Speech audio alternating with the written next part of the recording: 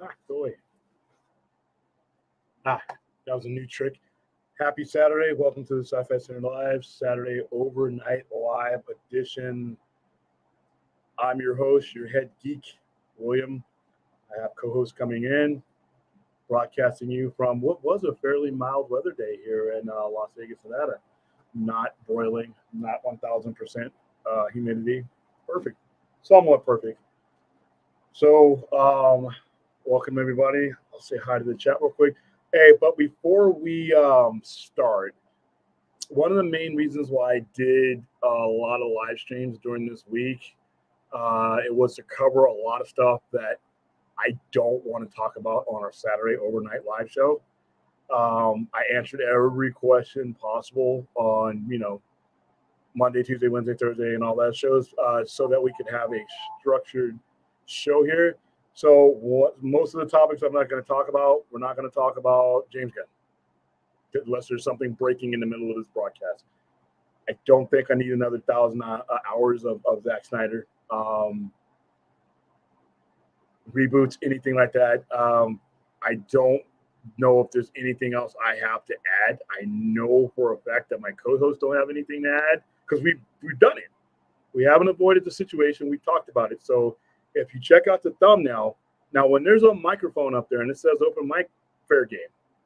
We'll talk about anything you guys want to. But when we have our show, our anchor show like this, just be warned. Even if you type them into the chat, I'm probably going to ignore a lot of the DC stuff because, as you know, I'm not even going to see Blue Beetle in the movies because I'm spent when it comes to the topic. So just a word to the wise.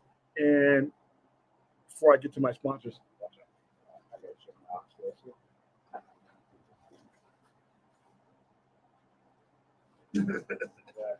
sorry for the kids at home that got to see Clint. So, one of our major sponsors on a weekly basis, Sister Kim's Kitchen. There's their menu, but what you won't see on that menu is something special that they made just for this week and this weekend, and that's oxtails. So, and this weighs a good bit. Like I said, this is like if I could spread a fat burger out to a carton. That's how much this weighs. It's good, and they make great mac and cheese. There's collard greens in there, boy. I had collard. And there is the oxtails, and like I said, there's a lot of meat on them. This is a relatively healthy meal for me today. I mean, you saw the post I made of the fat burger the other day. That was not healthy. I wasn't faking like it was, but hey, every quarter I got to have one. All right, so let's bring in the wingman. Two guys who apparently are so ugly they don't want to show their faces. I'm just kidding. Brad Curran of ScreenRant.com and Fade. How are you guys doing today? Good, man. I have had a rough week. I have been under the weather all week, so I'm going to try to stick it out for tonight. I've got some stuff I need to say at the end, and at the end of the show tonight. I'd like as many of you that can stick around for that. But yeah, it's been a rough week for me, and the weather hasn't cooperated. It's been 107 plus out here with high humidity all week. Oh, geez, don't even get me started on it's a nationwide thing right now. Yeah, every time you see the weather map, it just looks like a red just stripe just annihilating anything that's south. And most it's nighttime out here right now. It's a big angry welt of evil.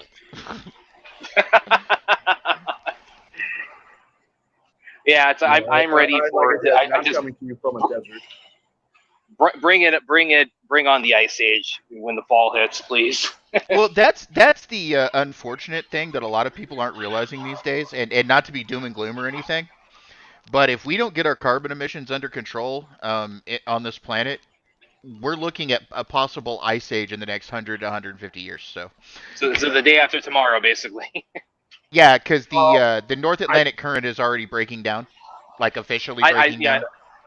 Yeah, I've seen talk about that, but also to kind of ping off of William said in the little intro, it's like I am still relatively new to the whole live streaming. I really started doing it this year, so and there's for everybody watching at home, it's like I was on the Poor Nerds a couple nights ago too, so I mentioned this is that I do deal with a little bit of kind of camera shy, anxiety, and it's something I'm still kind of working through as I jump into this live streaming, kind of side element of my my journalistic life. So just bear with me, everybody. But it's like you'll kind of get to see me as I sort of progress through that. They see me. It's not going to get any weirder than that. I doubt your no one is going to look like this. And I trust me, it can be done. Hey, Larry, how you doing, buddy? Thing about it is too. It's like whenever whether I've shaved or not, immediately like it adds or takes off 10 years off my face too. So. And everybody, don't forget our donations at Streamlabs for the Sci-Fi Center tips. If you guys can reach into your pocket, help us out, that'd be great. If not, we understand. Subscribing, sharing, doing all the YouTube things does help as well. So just watching, whatever you can do always helps. I want to answer this one real quick before I start saying hi to everybody. Which horror movie are you most excited for releasing this fall? Saw X, The Nun 2, The Exorcist Believer, or Five Nights at Freddy's? Well, look at the thumbnail. I'm going to go ahead and say for content purposes, The Exorcist, because it brings me back into talking about The Exorcist 3, the best Exorcist, and then we're going to go into that, the best Exorcist of them all. In fact, when I bring back the band list, like Pineapple on Pizza and all the other nonsense that we put on the band list, The Exorcist 2 is going on there because that is one of the dumbest horror movies ever made, and it is the dumbest people ever made. Thank God it was no argument there. By Exorcist 3, which was actually a great movie in my opinion. It's underrated. It's a lower budget movie. George C. Scott, one of his last performances, is in there. They brought back the priest from the original one, and they had serial killers. They had everything. They had all 3Ds in that movie, and they had jump scares. It's really hard to scare me. Woohoo! Somebody just joined. Oh, by the way, thank you, Daniel Martin, for your donation the other day. I did not have Streamlabs hooked up because I'm still a bonehead, but eventually we'll be doing this entire show through Streamlabs. But thank you for your comment, and thank you for your donation. Let's see. Let me read what this is. It's kind of cool to have like chimes and stuff coming through. Thank you, Larry. William Verse, baby. I can't bring it up like I will be able to, but thank you, Larry. We appreciate it. The Exorcist is really hard for jump scares to get me, or jump anything to get me. Like I was with Clint when we went to go see Violent Night, and that was really the first time in years that something made me want to go, oh fuck. But The Exorcist 3, somehow the way that movie is shot scared me a little bit. 16-year-old me was like, whoa, maybe and it was a very subjective movie. So we're going to talk about Exorcist. I saw the previews for this new Exorcist movie. I don't think it's like a bad movie, but when you say something is going to be the franchise, I just don't. I mean, we've overdone. Back in 1973, Exorcist movies were not, a dime a dozen. Now they're like 3 or 4 of them a year. So if you're going to attach the Exorcist name to something, it really needs to be special. It needs to be what the Exorcist 1 and 3 were. I don't see that in the previews, but in all fairness, that was just a trailer. So we'll talk about it later on. Five Nights at Freddy looks stupid, but that doesn't mean anything. Saw X, the premise of Saw X kind of annoys me. The Nun, I thought was an underrated movie. Quality-wise, it's probably, out of these two, it's probably going to be The Nun 2. But like I said, Five Nights at Freddy, I'm looking at that, I'm like, are you serious? But a lot of people can't wait to go see it. So I think my number one probably out of those would be Exorcist Believer, and Saw X. I don't know. This series is like, I was in high school back when this whole enterprise started, and the way that it just keeps coming back, and it's a torture porn. Pretty much, yeah. It's because that's one, I shit you not. Watch out and timestamp it 9/14/8/12/2023. They're going to space. You watch. I couldn't couldn't saw on a fucking space shuttle or some space station, and that stupid little Billy the Doll is gonna be rolling out in anti-grav. What's that? And you think it's what they took Leprechaun to space? They took Jason to space. that is basically when you do that, you may as well put on the cover or whatever you're doing. Don't even put so and so in space. Don't even put the number. Just put I ran out of ideas, and I'll figure out that your asses went to space, didn't you? So yeah, well, yeah, I would offer like an alternative possibility to that, where it's like if not space, I don't offhand I can't think of any like traps that he set up that involve drowning yet. So it might involve underwater. And so it could go like either one of those extremes, but so much of it, yeah, but so much of this is predicated. This series is predicated on, and it started off actually really really strong. I think in the first couple of movies. Well, the first the second one, yeah. The second one's probably my favorite because I like kind of almost like the haunted house sort of setting it has. Oh, and that one I can't watch again. That shit with the blades and the lady with the hand. Yeah, that's yeah. Oh, well, no, the one that gets me is. Yeah, that's the one that gets me the most out of everything is the pitbull and needles, because I can't handle needles at all. I don't run from needles. I can take a shot. I've given myself a shot. Just seeing needles in that context. Yeah. 3 and 4 story wise are the best. Spoiler alert! It's been 15 years. They're told at the same time. So to answer this question for myself, since you guys got to answer this question, can you bring that back up, William? I didn't. Yeah. I didn't quite catch the movies on that. Okay, so out of this list right here, Saw X. The only reason I will even bother to even give that movie a glance, because in my opinion, that series is stalled out, played out, whatever. The only reason I'll watch it is if the kills are interesting. My favorite trap, by the way, in the Saw franchise is the gear trap that the guy was stuck you mean in. In the third one? Yeah, that's a hard one. Oh man, that one is like wow.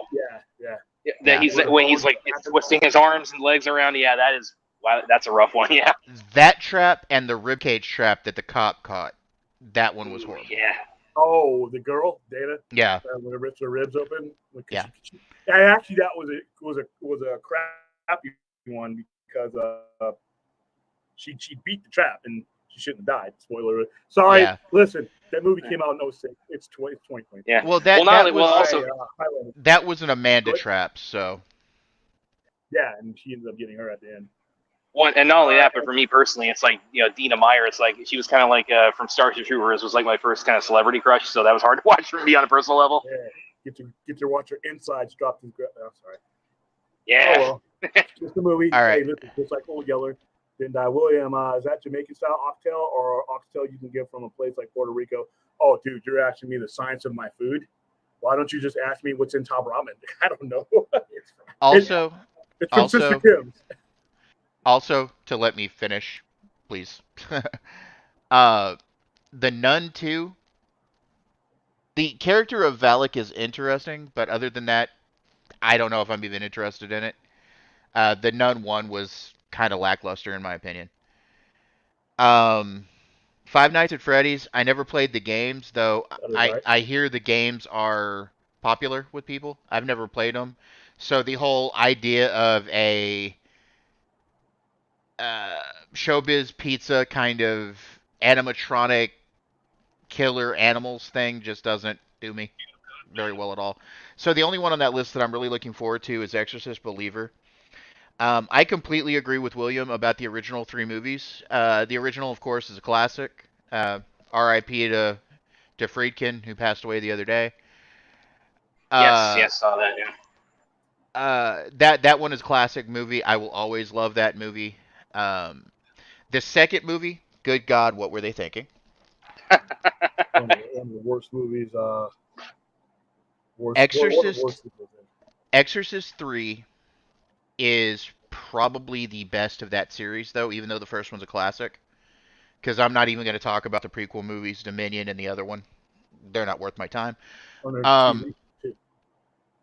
But the Exorcist 3 is probably one of the best movies to have Brad Dourif in it that I've ever seen, with the exception of some of the Chucky stuff. That was a great movie. I love the serial killer aspect to it. It was a great movie. Now, I wanted to point out I completely agree with Rhea on this right here. I want to see the trailer for Maxine because X and Pearl were spectacular movies, and Maxine will be the third of that series. This is going to be an awesome movie. I just didn't connect with either of those first two, but maybe third time's the charm. See, the thing about A24, too, is that they don't they made probably one of the most unnerving ones I've ever seen, which is Midsummer, and the thing about their business models, whenever they're doing horror stuff, it's not just that it's scary, it's also I know you're trying to tone down the profanity on the show, William, but it's also they make things that are just horrendously fucked up. Yeah. Well, the thing about A24 is with all of their movies, their horror, their drama, their anything that comes out of A24 is it's hit or miss. Okay? Some of it's good, some of it's not so good. Some of it is just downright you think the filmmakers are full of themselves. It can be a bit pretentious, in my opinion. But I have enjoyed some of their horror movies. The one you mentioned, Midsummer, is horrendous, but an amazing movie. I have a problem, and this is weird for me to say because I'm a huge horror fan. I have a problem sitting through Hereditary because a lot of the themes in that movie bother me, especially with the line of work that I was in and having to deal with grief counseling and everything else. It can be very problematic with people. And the fact that that movie focused on grief was amazing. As for Saw, I saw somebody mention in the chat, I actually prefer the Hostel movies to the Saw movies. For the simple fact that there's only 3 of them, and it's a simple premise. My problem with this new Saw movie is John Kramer again. You killed him several sequels ago. Well, it was like, what was the third one? So that's 17 years ago he died. You can't keep going back to the well for a character. If you have to keep going back to the well for a character, especially this long between movies, you're trying too hard.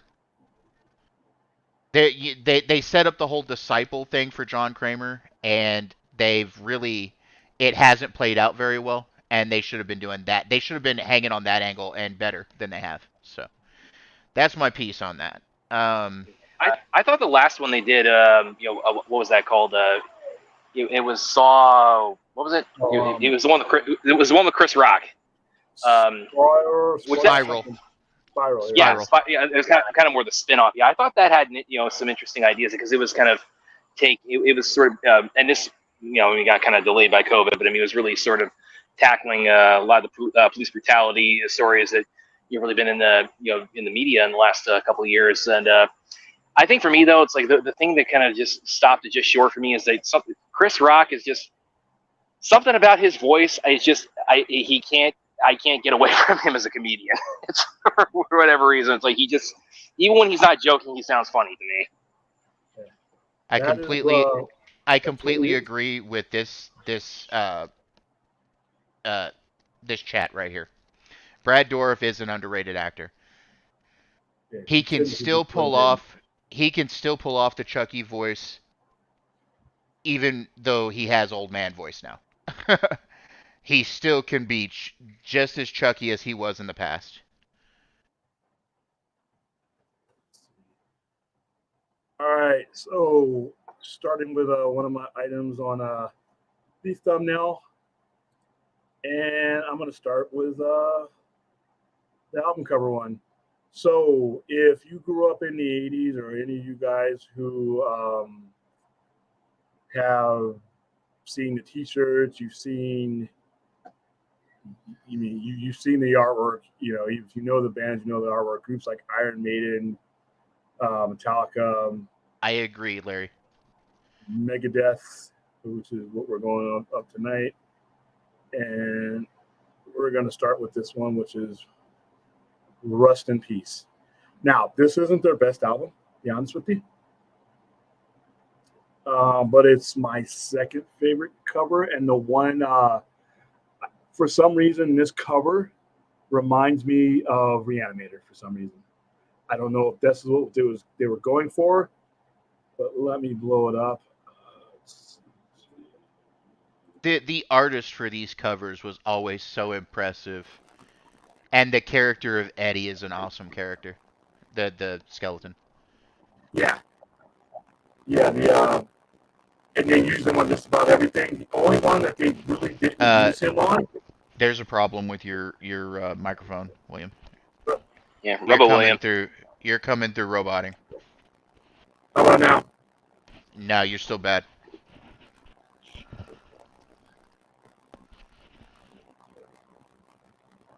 You totally robot voicing, and there's a crackle on your microphone. Hold on, I'll be back. All right. All right. Well, while William resets himself, I'm going to go over some of the questions in the chat just so I can get them out of the way.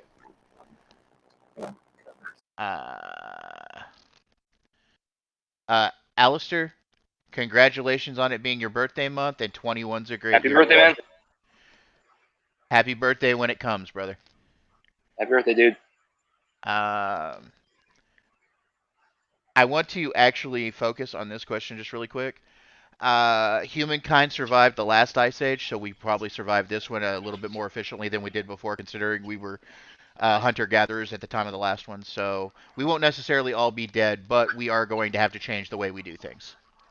You almost started like quoting exactly what Dennis Quaid says in the movie when it's like, how are we going to be able to survive this? Yep. Well, I mean, we will.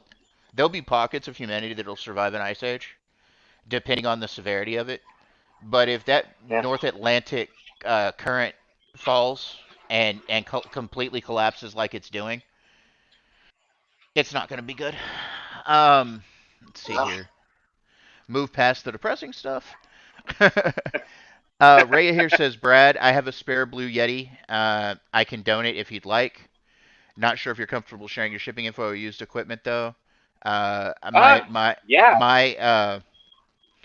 suggestion would be to hit her up on Twitter. She's really good at answering. So we can coordinate that on Twitter and however you want to do that, Rhea. So yeah, I'll hit you up later about that.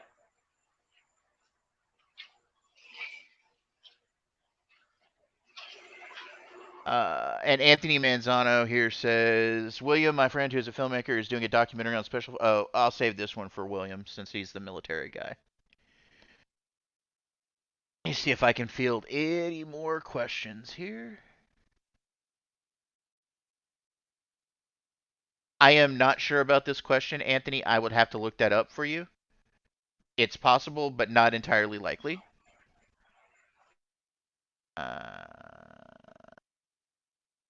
Save that question for later.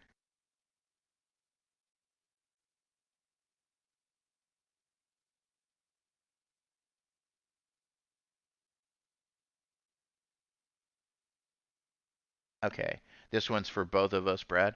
Brad and Thade, which horror movie do you think is more of an abomination to the genre, The Devil Inside or Exorcist 2? That's a difficult question because The Devil Inside was a horrible movie too. See, I'm hit or miss with possession movies. Some of them are good, some of them are bad. One of the best possession movies I ever saw, and it's kind of a twist on the whole possession idea, is, have you ever seen the movie The Autopsy of Jane Doe, Brad? I have not. No. Well, it's played like the whole movie is two actors and a corpse for most of the movie. Okay, there's some other actors that filter in and out, but for the most part, it's hold on real quick, and I'll have those actors just real quick. I don't remember the names off the top of my head, but they play a father and son that run a mortuary, a funeral home. And apparently they're also the like county coroner because they're in a small town. So they have to deal with this. They get this body in that doesn't make any sense. And they start figuring out there's a lot of weird stuff going on with the body. And just some random stuff happens with it, and it ends up being she's possessed. The corpse is actually like a 400-year-old witch that's been in a suspended animation state for 400 years. Okay, well, And so definitely give that a look. their autopsy sets off the curse. Well, what they think is a curse, what it actually is she's making them suffer for the things that have done to her in the past. Okay, yeah, that sounds. That's I'll definitely give that a look. As far as the question itself goes, I would still probably say Exorcist 2 is the worst movie. I don't really hate Devil Inside as much as most people do, but I will say this, and I'm sure you probably had the same experience too. If anybody who saw this theatrically, is that when that ending happened in Devil Inside, and everybody knows what I'm talking about if they've seen it. I have never in my life seen an audience revolt on a movie like that in a theater. I mean, it was just the reaction. Sleepaway Camp was worse than that. There's still the garble there, William. You're still sounding like Batman there, William. Yeah, that's a good analogy. You're sounding just like Christian Bale Batman right now. Yeah, with Bale's Batman with Affleck's voice modulator. Yeah, and the two actors that play the father and son in The Autopsy of Jane Doe is Brian Cox and Emile Hirsch. Okay, I'll give that a look. Because this is actually the time of the year. I'm a little bit weird with kind of my seasonal habits. Yeah, much better. Yeah, way better. It defaulted back to normal. All right. And this one is for William. This one is for William. Alfred put in an order to Sister Kim's for the road. Classic Batman commercial from '89 Batman. I remember that. Oh no, the best one is that VHS for the Diet Coke. Yeah. On the Batmobile. All right. The Exorcism of Emily Rose is also another good movie. I just haven't seen it as much as some other people. Yeah. I saw it in the movies. It was standard fare. It was okay. I mean, once again, at that time, there was just so many Exorcist movies coming out. So, all right, where was I? Oh, here we go. All right, so Rust in Peace. Not their best album. A lot of people consider Rust in Peace one of their best. I think Symphony of Just Destruction is a little bit ahead of that. And ironically, that is the very next cover that came after this one, and it doesn't have Eddie on it. It doesn't have their typical mascot on it. So Nope. This cover was just, I love the colors. I love the green. I love the blue. I love the entire Roswell situation of it. I mean, it was just every conspiracy theory you could ever think of is right there. This was their fourth album, I think, that they put out. And it was the first one with what would be considered to be the classic lineup with Friedman and Elephant and all those guys in it. And they're largely regarded as their best lineup.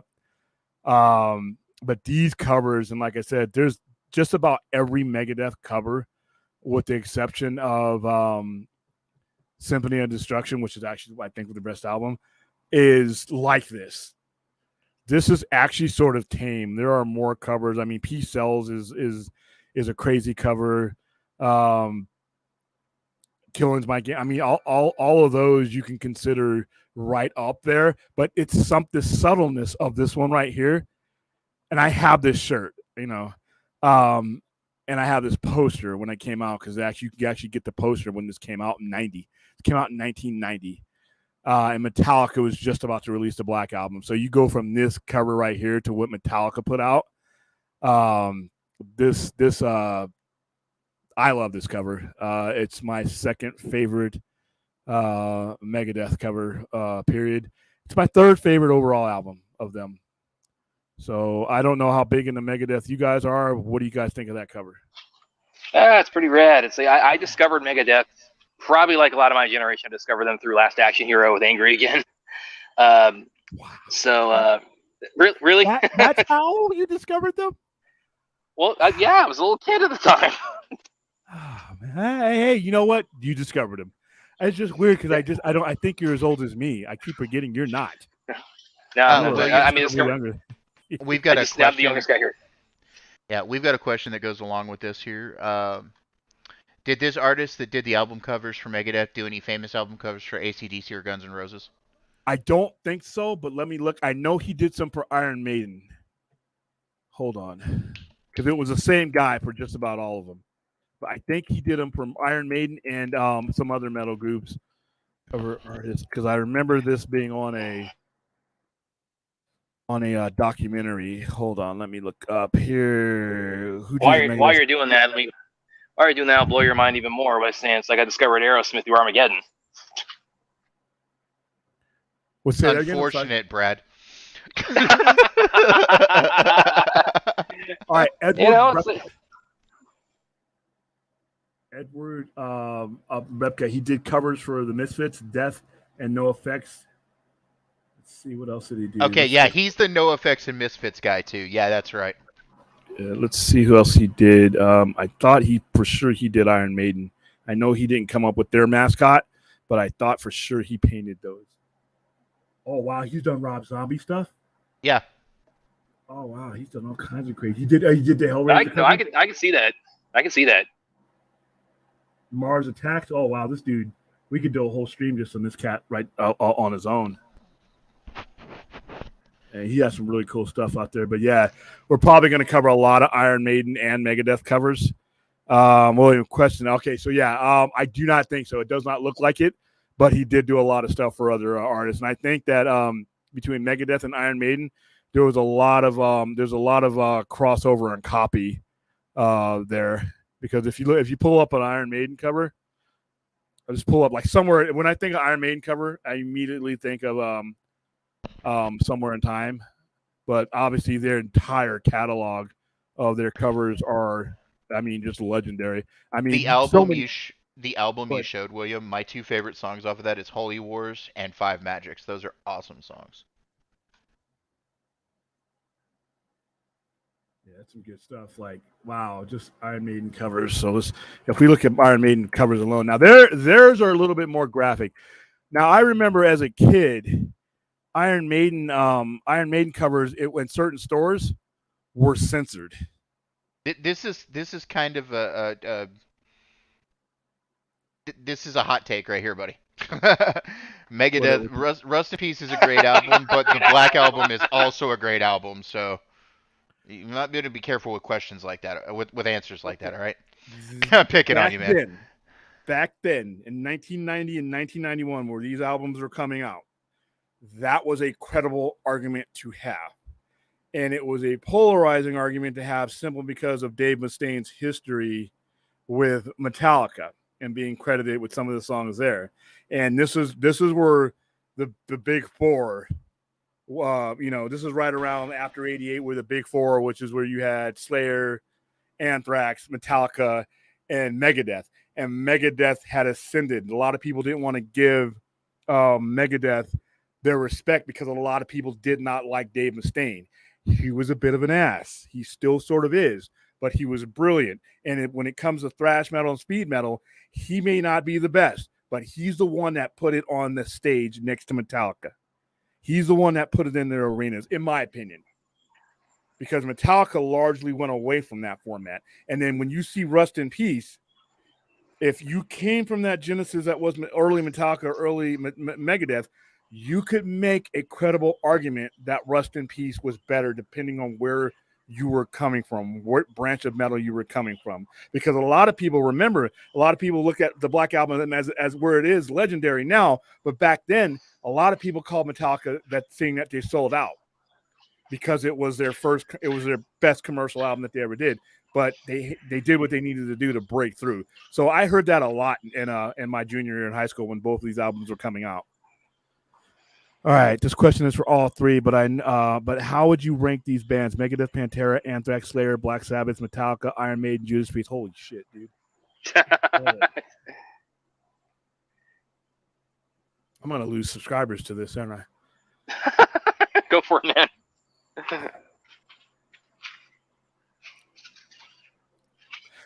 See, you threw Black Sabbath in there, and I'm not an Aussie Black Sabbath fan. It's Dio for me. Heaven and Hell, Lost Children of the Sea. So I got to sort of disqualify them because overall, the majority of their work just was never on me. I know where they're at in history. I'm gonna go. I'm gonna go with Metallica, number one. I'm gonna go with Slayer, number two. I'm gonna go with Megadeth, number three.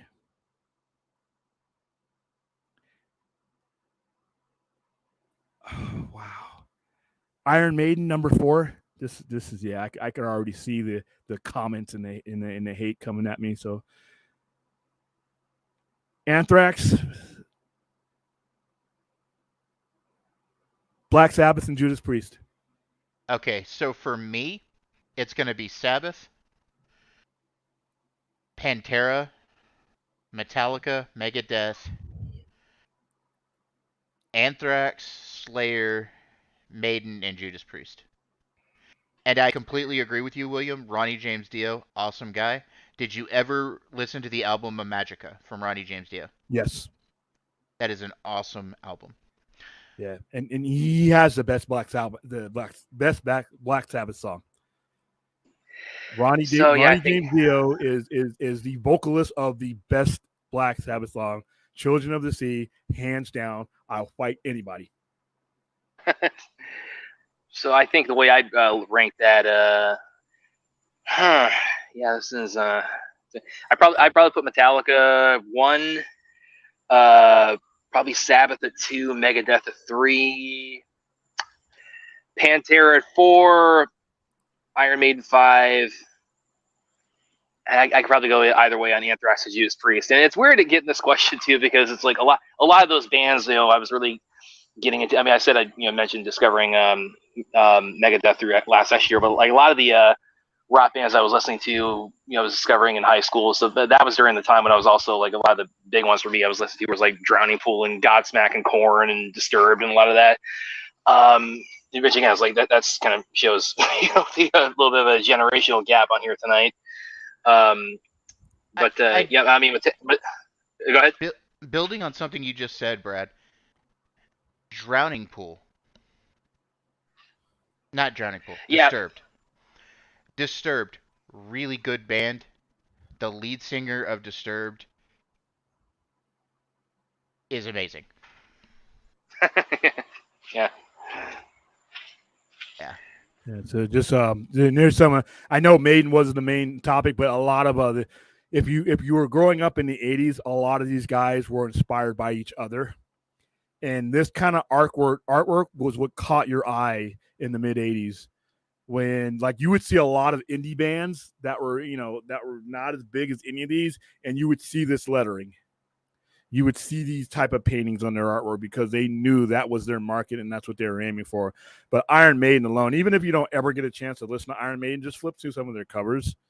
They made vinyl and stuff collectible again, in my opinion, because just the artwork alone, it was like you were getting a piece of art.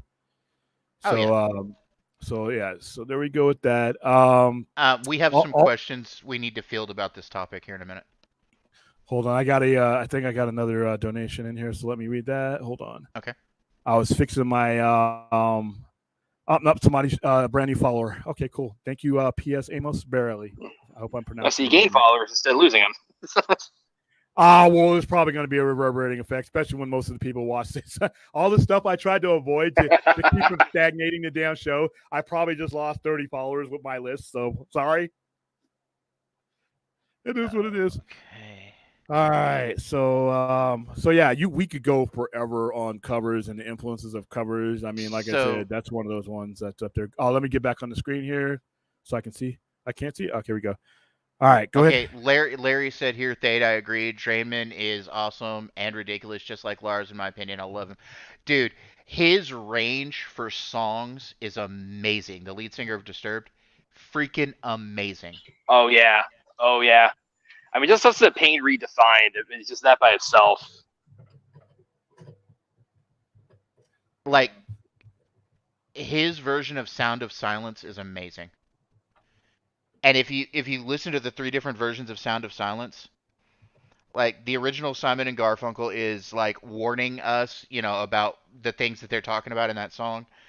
The other cover, I can't remember. The first cover, I can't remember who did it. But there's this kind of, in the present, hey, you got to watch out. Drainman's version of it is, you didn't listen, and here's what's happening.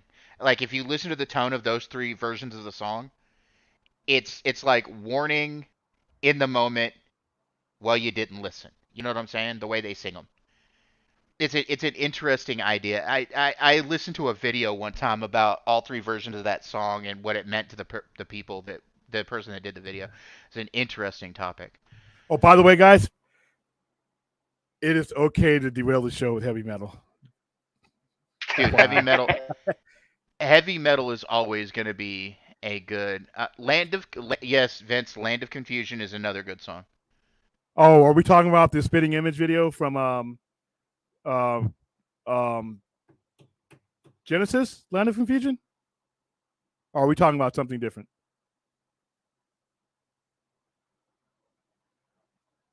Hello?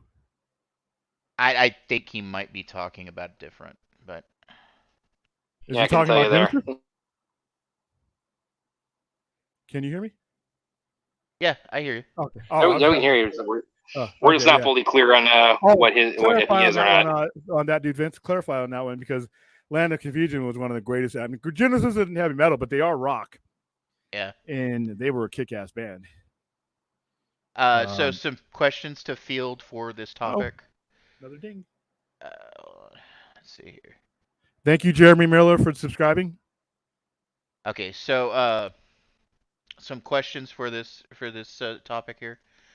Reyes says, for the panel, do you think the popularized devil horns with your hands in heavy metal, was it Dio or Gene Simmons? I love you, Rhea. How could you? How could you not know this?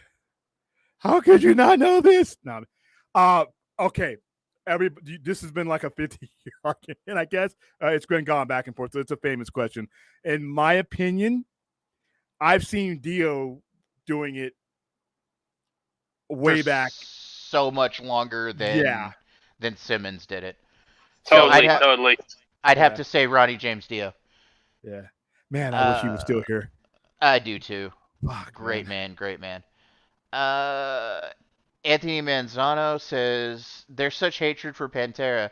I don't understand why rock fans hate them so much. They're one of the greatest bands from the 80s and 90s, yet people hate them. I don't. I don't hate them. I actually had a cousin. I actually had a cousin who was a roadie for Pantera, and I got to go to gigs sometimes for free when they were in their heyday, and they were great guys. Got to meet them several times. They used to have a place over here in Pantego, which is like 20 minutes from where I live, and they were always rocking out when they weren't doing shows. So they were great guys. So I don't hate them, and I don't understand anybody who does. Now, the thing about Pantera, look at Rhea. I'm a millennial. I don't know Jack. That's good. Use a millennial excuse. It's a good excuse to use. But when it comes to Pantera, from what I've learned, it's all or nothing with Pantera because of the drive and the style of their music. It's there's no you're in the middle with them. You're either going 100,000 miles an hour with them, or you can't comprehend that music. They're different than just a thrash or a speed. They're a power band. If there's such a term as power speed metal or power speed rock, they're it. Everybody who I've spoken to that loves Pantera. Everybody who I've spoken to that doesn't necessarily love them, doesn't hate them necessarily. It's just it's an acquired taste. They're not for me. That's why I put them at the lower put them at the lower of the list. That doesn't mean I hate them, but they have a specific sound that grabs a specific crowd, and that crowd loves them. Everybody else is like, it's like when you watch people in the mosh pit and you're not necessarily that guy who wants to get that boot in the head, but you're like, wow, that looks fun, but I'm going to stay over here. That's what it's like. That's why I feel like people when they were just Pantera. I don't think people hate them. I just think it's more of it's an acquired taste. And if Pantera is not your taste, you cannot sip out of that cup. Yeah, I would say so too. Vince specified it's Disturbed's version of Land of Confusion, and I love that version, Vince. Okay. Thank you for clearing that Cool. up. Thank you for clarifying, Vince. Numbers says, are you guys fans of Maynard James Keenan? I am. I love his voice. The man's a little bit eccentric, but I love his music. Yeah. rock and roll. Any more metal questions? Yeah, that's I don't know if that's more of a prerequisite for anything else. Yeah. Yeah, there's several questions. Hold on, we're getting to them. Tim Anderson here says the horns are actually something from Italian culture, which Ronnie James Dio is a fellow Italian, so yes, that is correct. I just always, since I was a kid, I always associated the horns with him. Like the other night, I'm sitting in my office by myself listening to Children of the Sea and doing it. Nobody's around. I'm doing this shit. I'm like, what? There's nobody looking. And my cat ears. I got the cat ears on, and I'm listening to Black Sabbath. Take that picture. And to go along with the Maynard James Keenan question, Tool is great in a lot of ways. They have some of the most iconic albums in the world, and 46 and 2 is my favorite song of theirs. What was the album that they released? Prison Sex was on. Give me. I believe so. Let me.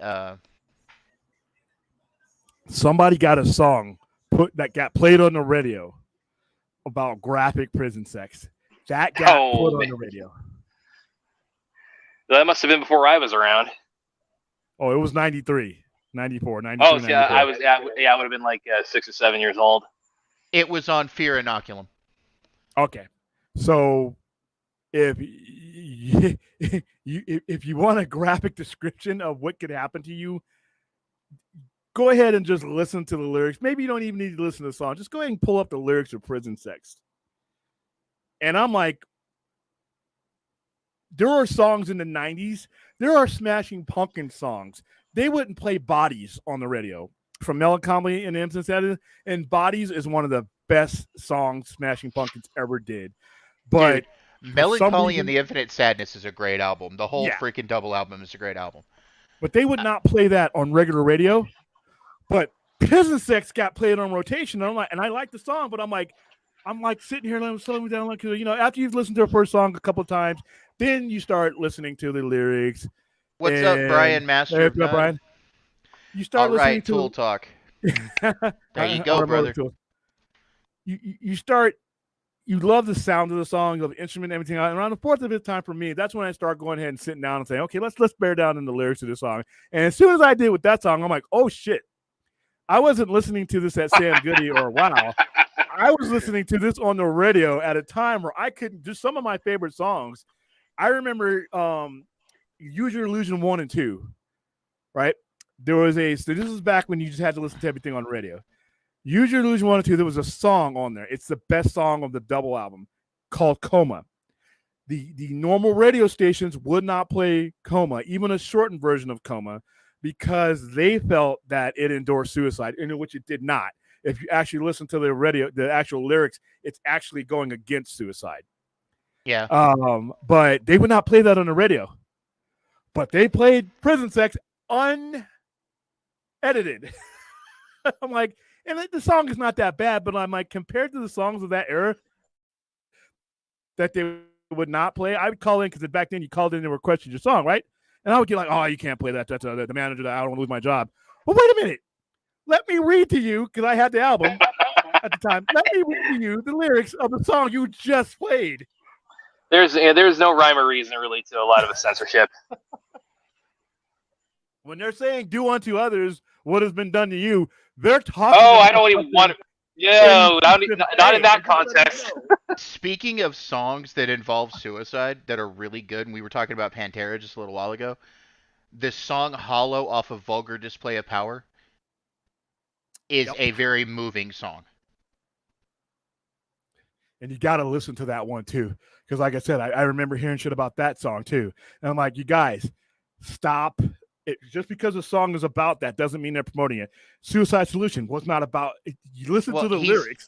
If you listen to Hollow, he's actually lamenting losing the friend because his friend tried to commit suicide and didn't die, but he's locked in a coma in his own mind, and he's sitting next to his friend and lamenting the fact that he will never be able to talk to him again. Yeah, and in Coma, that song is a parallel to Coma, because I remember Ricky Ratman or somebody lined up all these songs because the government was going after everybody about this, and they were reading off the lyrics to Coma, and I had memorized those. All his craft communication, when you feel weak and all. I mean, when you listen to what he's saying, it's like Axl Rose is talking to somebody who's considering it, and he's laying out the consequences of everybody around you, and the fact that when you're in that position, you think nobody's listening, and that was a message of those songs back then. And if you were listening to those lyrics, and in the tape deck, remember the tapes when you unfolded the tape and the lyrics, you just read them, some of those were pretty fast, yeah, there I was. Vince, yeah, those were great, man. Talking about songs that got played on the radio, Vince makes a good point. If you listen to a lot of Butthole Surfers songs, Pepper is a horrible Pepper should song. not have been played on the air. Pepper, if you listen to what that song's about, no, Pepper. There's a lot of those songs that got slid through, but like I said, I couldn't get Smashing Pumpkins' Bodies played on the air because it was they thought it's about burning bodies and all this and that. I'm like, okay, even if it was. Once again, I read you verse 2 of Prison Sex. Did Johnny? Go ahead. Vincent also makes a good choice. Another good point here too. We need to get you caught up on European death metal. Yeah, you and Armando want to do that to me, so I think you guys are trying to corrupt me, and I'm all right. Let's corrupt me. I'm ready. I was about to ask also, did Drowning Pool Bodies ever get banned on radio? Because again, I would still say it's like compared to Prison Sex, pretty tame. That song didn't so much get completely banned, but it did get like certain parts of it were redacted. Just like Down with the Sickness from Disturbed, certain parts of that song would get redacted on the radio too. Well, because I remember there were like right after 9/11, there were like songs that were they were kind of slowly phased out. It was things like Bodies or Jumper or things like that were sort of phased out of radio circulation because of people would kind of associate them with tragedy. Okay, let's jump into some more questions. We're getting overwhelmed, so let's get to some more questions here. What's up, Brucifer? Welcome. Are you guys into symphonic metal bands like Nightwish? Yes, I love Nightwish. I'm not as versed on them as a lot of other people, but I know who they are. Yeah, I mean, me neither, yeah, but I'm aware of them. Yeah. Vince here says he met Dave Williams, the original singer from Drowning Pool, a few months before he passed. He sat outside the theater they played at in Albuquerque and talked to me for 5 minutes. Great guy. Yeah, he had a reputation for being like really approachable to fans from what I read. Dimebag Darrell was actually really approachable by fans too. Speaking of Pantera earlier, Dimebag was really approachable by fans. Interesting off topic real quick, when we talk about 9/11, there is a song, and this is not metal, it's a video by U2 called Beautiful Day. And if you ever see that video, it involves planes flying over them at a really close level. And that song got released around 2001-ish. And after September 11th happened, I did not see that video for a very long time. And I don't see it very much often. That was a strange thing. I want to field this question right here.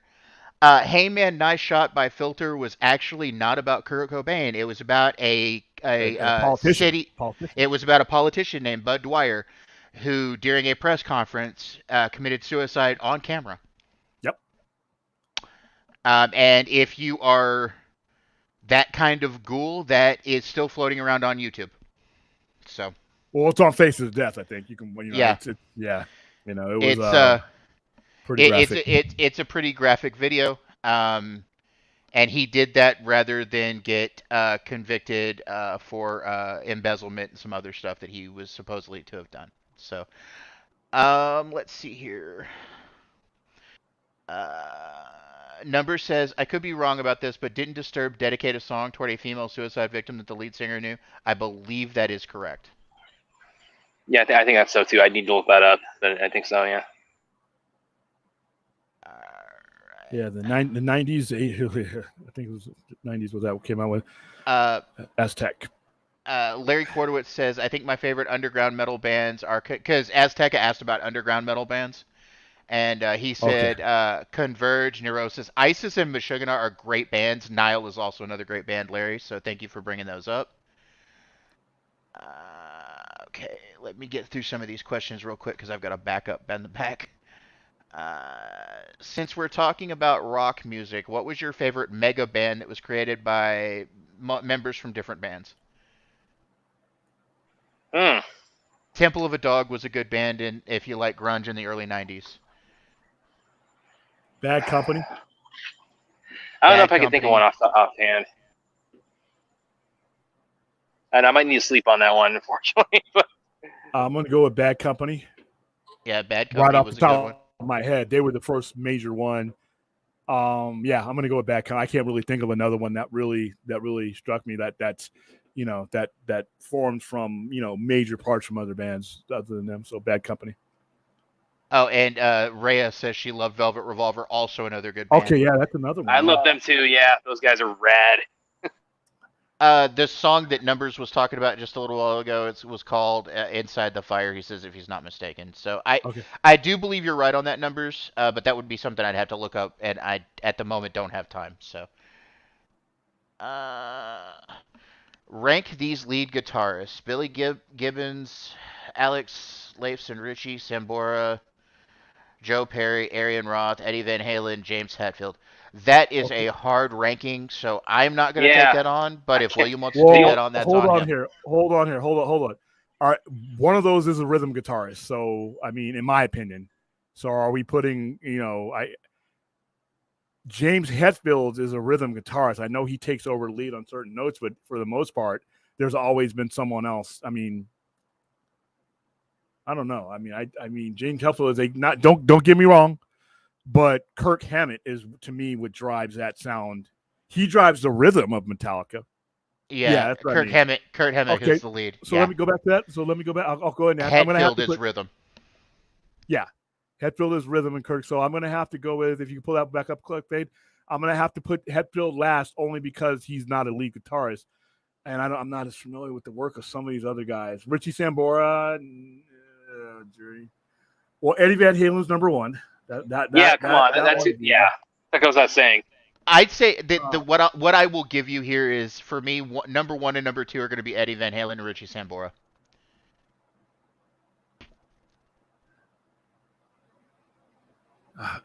Billy Gibbons. Ooh, this one's hard. I'm going to go Yeah, with that's Eddie another one. Van Halen, Billy Gibbons, Joe Perry, Adrian Roth, Alex Lifton. That's tough because I don't have a lot of sound on him. And then I got to go with James Hetfield. The disqualifier for me with James Hetfield is not knocking him. It's just the fact that I don't view him as the driving force as far as the lead sound. He is integral to Metallica. But when you listen to Unforgiven, I'm listening to that for Kirk Hammett's that solo just tears apart the sky. But James Hetfield and every other rhythm guitarist does their job. I just don't know if you can put them in the same category. Like the only lead guitarist, and this is going to be subjective to everybody, lead guitarist and rhythm guitarist that I think both drive the song and can take over the song within the song were Angus and Malcolm Young. Because if you listen to AC/DC, Malcolm Young is a rhythm guitarist, but he could take over the song. If you listen for those about the rock, their their sets, well, you cannot have the song without the other. He is not just a rhythm guitarist. He's actually, to be honest with you, you know, a lot of people. I remember the argument was who's the lead guitarist for AC/DC. That's how in tune that they were. I always considered to be Angus Young over Malcolm Young. Rest in peace, by the way. But other bands, to me, it's always been clear who the lead was and who the rhythm was. So I don't know if I could put James Hetfield. Like I said, I'm going to get up. We're probably losing all kinds of subscribers right now. Let me see. Does this thing have a losing subscribers ticker? No, it doesn't. Yeah. Sorry. Yeah, this is all. This is one those I'd of you have. watching this in the future. My mind, by the time you see this, my mind may change. Who knows? Yeah, for me, it's Go like ahead. it's another one I probably might have to sleep on. But it's like other than to say Eddie Van Halen would definitely be number one. Because I mean, come on. Okay, so to move on with other questions, Larry, not a question but a comment. Larry said he just saw Metallica twice last week. and was very happy that they played a lot from the Black Album, as that was his first Metallica album as a kid. They even did Unforgiven. That is awesome because all of the Unforgiven tracks are really good, and if you put them together, that is an awesome little story there. Yeah, you better play Unforgiven. I'd tear that damn place down if they don't play. If they don't play, there's a certain set of songs that you're just not going to get off the stage alive with if you don't play. And that's one of them. All right, next one. Vince says he prefers Down or Spirit Joint Ritual over Pantera, both Phil Sand projects. Awesome, awesome. Let's see. Thoughts on Parkway Drive? I'm not aware of that band, so that might be something I have to check out. Yeah, likewise. Couldn't tell you, man. Sorry, Anthony. Okay, now we get to some Rhea questions, and she takes us off the metal for a minute and onto some other bands, which I am more than willing to answer. First of all, her question is, what is your thoughts on Alien Ant Farm's cover of Smooth Criminal? I love that. I love that. That's another one where it's like I think I might have heard. Yeah, looking back, it's like I think I might have heard that before I actually heard Michael Jackson's original. I don't know how that happened, but it's how the cards fell. And it's like, of course, it's I mean, to be associated with not to get too graphic, but I mean a very funny scene in American Pie 2 is that's something to sneeze at. My favorite Alien Ant Farm song, though, is Movies. That's a great song. I thought it was adequate, so, Rhea also asks, or says, thoughts on Butt Rock? I put Creed and Alter Bridge up there along with Puddle of Mud. I actually like Creed and Puddle of Mud. Blurry's a great song. Switchfoot is also a good band. I don't know if these guys agree, but... I'm not as familiar with the latter bands that are on that list, but I think neither am I. Those two albums were some of the best stuff in the late 90s, early 2000s. But there is a song, Puddle of Mud is underrated, in my opinion. Yeah. I've heard of them, but I don't know their sound. But Creed, Scott Stapp, his voice, 6 Feet. That first album that they released just has hit after hit after hit. And then the second one wasn't too bad. They actually had a good 3 or 4 year run. So Creed is up there for me in that era. But William, the other ones I'm not as familiar with. William, you've got a super chat there. I'm going to let you answer that one. All right. Christian rock goes harder than the darkest metal. I love that how you got the horns in there. Instead of down to the sickness, I get down with the Eucharist. Eucharist. Instead, I let the body and the blood hit the floor. You know what? Christian rock was pretty big when I was a kid. Striper comes to mind immediately. And, I actually love Skillet. Okay. Skillet's good. Have you ever heard the song Flood by Jars of Clay? I actually like that song. I don't think I have. No, I need to have listen to that one on YouTube. Thank you for the super chat, Fourth. Azteca says, I'm not religious at all, but there's awesome Christian death metal bands out there. Actually, something that not a lot of people know, Creed was originally a Christian rock band. Yep, they were. Well, I mean, come on, listen to the name. Yep. My Own Prison, if you listen to the song My Own Prison, it's got a lot of religious iconography in it. Now was their breakthrough hit. And then Higher came out, and it was like, wow. Dat Dude Vince says, hey, I love Skillet. Skillet's a great band. Yeah, they're really rock out with them a lot when I was probably discovered them early 20s. Was that last year? Come on, man. Azteca says, As I Lay Dying, August Burns Red, War of Ages are awesome Christian death metal bands. As I Lay Dying is an amazing band. Daniel Martin says, Striker. I haven't dived into the Christian death metal yet. One of those things I'll have to explore. All right. Let's see. Let's finish up the last. Okay, I think that's all on the band questions, but we've got some stuff I'd like to clear out of the back, so give me just a second. Would you guys agree that Creed, Pearl Jam, and Nickelback sound the same? No. Nah. Pearl Jam is very much different than those other two bands. Nickelback is very much different than Creed. So no, none of them sound the same to me. They have similar voice tones, but not similar vocals. Pearl Jam is backed up by a very unique band and sound. Each of these bands are actually, each of these band has a different sound backing them, and they have different tones in their vocals. But so yeah, I wouldn't put them in the same basket. POD is also another good kind of Christian style band. They did a song with early Katy Perry on supporting vocals. Now they're all right. And Flyleaf, also a super slept on band too. I do agree.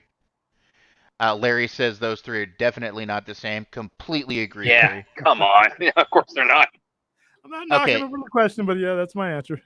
I want to clear up some of this stuff in the back chat. It's not all about music, but thoughts on the movie Uncut Gems? Anybody? Because I've not seen it, so I can't answer this when I haven't seen it. That's the one with Adam Sandler as like the Jewel guy, right? Yeah. Okay, because it's been a minute since I saw that, but I mean, yeah, I enjoyed it. It's him kind of stepping outside of his kind of his SNL kind of wacky comedy zone, kind of stretch. And Sandler, I mean, he's got more range than he gets credit for, I think. So, and he really flexed that a lot in it. He needs to take more roles like Uncut Gem. That's his best movie. So that's my opinion. I mean, and I know I might. This is one of I make a flat for. It's like saying the Billy Madison. It's the freaking stupidest movie ever made, but I can get a good laugh out of it still. It's up there. And the Little Nicky, and all of his movies are meant to be that way. And it's like Jim Carrey with me. It's like, I know these guys are capable and have the range. They just don't take those roles, so it's hard to find out. All right. So next question. Thoughts on Apollo 18, very underrated horror movie. It's okay. It's not. I liked it. It's not the greatest. It's not the worst. It's kind of middling for me. So. Yeah, it's a middle grade movie. I actually want to say that's an interesting one for me too, because we had the question earlier about like which horror movies coming out this year we're really looking forward to it, and probably for me personally, it ranking as like my general number one wasn't even really on the list. Probably the one would say the most I'm looking forward to this year is VHS, the next VHS, which that'll be on Shudder, because one of the things because I love found footage. that one is good. I love the VHS movies. Yeah, 94 was such a that was like that might be my favorite one out of the whole series, and I was really into the whole Paranormal Activity franchise when that was going. The Blair Witch. That's another one really close to me, and Last Exorcism. That's when I could do like a really like a long stream. I was like running down like found footage movies that I really cherish as like really strong horror movies that really I think have a lot of power to them. And VHS. That's kind of my current like horror movie franchise that that arrives every Halloween that I'm really anticipating. Cool. But yeah, to answer the question, Apollo 18 is it's pretty good. I think it's not like the greatest of found footage, but it's putting it on the moon and kind of doing some weird creatures up there. So it's not bad. Question for you guys: thoughts on Dream House? Bit of an underrated psychological thriller. I don't think I've seen that one either. Haven't seen that one. So I can't answer this question. I think but it's been a long time. Is that the one where it's? I think it's the one where the girl is like dropped. She's experiencing these hauntings and then she realizes it's all in her head. I think that's the one you're talking about, but I'm not sure. Yeah, I think. Yeah, it's been a long time with that one for me. Next question, real quick, from Daniel Martin. Has anyone seen ABCs of Horror? I've seen both 1 and 2, and those are very interesting short horror films based on letters of the alphabet. Very interesting. I haven't. I've been meaning to give those a look, so I'll probably get those into my Halloween rotation. I'm kind of weird with that because I tend to kind of start on Halloween stuff in August, and I kind of get into Christmas mood in October. So, well, dude, the 12-foot skeletons are already at Home Depot. It's already Halloween as far as they're concerned. No, the mall close to me. It's like I know they're going to be getting the Christmas decorations out by if not the end of August, I mean Labor Day at the latest. I mean, spirits are popping up everywhere. All those poor businesses that went out of business, they're now spirits now. They're getting ready. To go along with ABCs of Horror, John Shep directed the W segment for What WTF, and Larry Quarterwitz here says My friend made one of those, but I think they lost out to someone else. They did Tap Dancer for tea. That is awesome, Larry. Okay, fielding a few more of these questions. Doo-doo-doo-doo.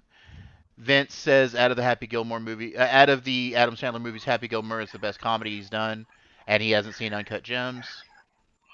Yeah, Happy Gilmore. That's well, the first Sandler movie I ever saw actually was The Waterboy, and that of course that's when I grew up with. Happy Gilmore, it's pretty good. I think it still holds up pretty well. Probably my favorite of his as far as comedies, I would say, is probably Zohan. Oh Lord, no. You know, Oh is no, that movie! I can't even hear that movie playing in another room when I'm getting up. I don't care if you're my neighbor, and I don't even live in your house. If I hear the Zohan on there, I'm knocking you on your. I need you to turn that off, sir. I'm your neighbor. Is that here. Please turn that is off. that is that a military thing or what's that about? No, it's just that movie's so annoying. Larry, that would be an awesome thing if you can find a copy of that. I would love to see it. Send it to my email if you find it. His buddy's part of ABC's Death. I have a question. Oh, I'll get to that in a minute. Let's finish out the movie questions just really quick. Okay. Reyes says, speaking of which, thoughts from the panel on Sandler's film production business model with his rogues gallery of cohorts from SNL from 2000s to the 2010s with his Netflix deal. Some of them, it's hit or miss. Some of them are good. Some of them are not. I mean, yeah, that's a pretty good encapsulation of it. It's hit or miss with Sandler. Yeah. That's I can't really disagree with that. I mean, as far as him surrounding himself with some people he feels very familiar with, that's a lot of people do that. But yeah, like I said, I just think I wished he's one of those guys throughout his career that would have taken more diverse roles like Uncut Gem, because everything else kind of like seems the same to me. Yeah, what was the one that everybody what was that one where everybody really just the universally it was Jack and Jill, wasn't it? That was the one that just really kind of everybody just kind of dogpiled that en masse, and that movie was horrible. Not that it's unjustified, but it's definitely the nadir of his career. Clayton here says the Waterboy has a line that I use today. Them kids playing silly foosball. You playing the foosball behind my back? And then Vince adds to it and says Kathy Bates is very quotable from that movie. Yes, she is. It's probably the best part of that whole movie. Yeah, she's that's probably like her. If I had to rank anything other than Misery as like probably her signature character for me, it probably would be Adam Sandler's mom in The Waterboy. How about it, you guys? Okay, Anthony Manzano, this is for you, William. He says, my friend is doing a documentary on special forces units of the ancient and modern world and the evolving of training methods and tactics throughout history. Oh, cool. That should be fun. That should put them in line with samurais. There's some Greek assassins. There's actually a show on the History channels called History's Assassins that tackles that, and it's a very good show. So I look forward to that documentary. Did you guys ever watch Deadliest Warrior? That was a pretty fun show. Oh, hell yeah. I love that show when it was going on Spike where they would take like the Ninja versus Green Beret. It was Ninja Spartan versus Ninja in that one, but they would take like two different warriors and they would kind of test out all their weapons and fighting techniques, and they would put into a simulation, see who's the deadliest warrior. I was fanatical about that show while it was going, and I was so heartbroken when it ended, but them's kind of the breaks. But it was my friend Mike and I, we were just after every episode. I mean, we could have done streams about Deadliest Warrior. Wow. Yeah, we were watching that a while back. Me and my significant other were rewatching the Deadliest Warrior seasons a while back, and they were fun. Let's see here. Numbers with his usual question. William, which is worse? Don't mess with the Zohan, the Love Guru, or Howard the Duck. Oh, it's not Zohan for me, but I mean that's a tough one between Love Guru and Howard the Duck. This is like, what do I want to do? Drink out of the toilet or eat shit? As these choices suck. The Love Guru. There's a reason why you've seen so little Mike Myers since The Love Guru. Yeah, that didn't do much for his career. I would say once again, those movies were designed to be stupid.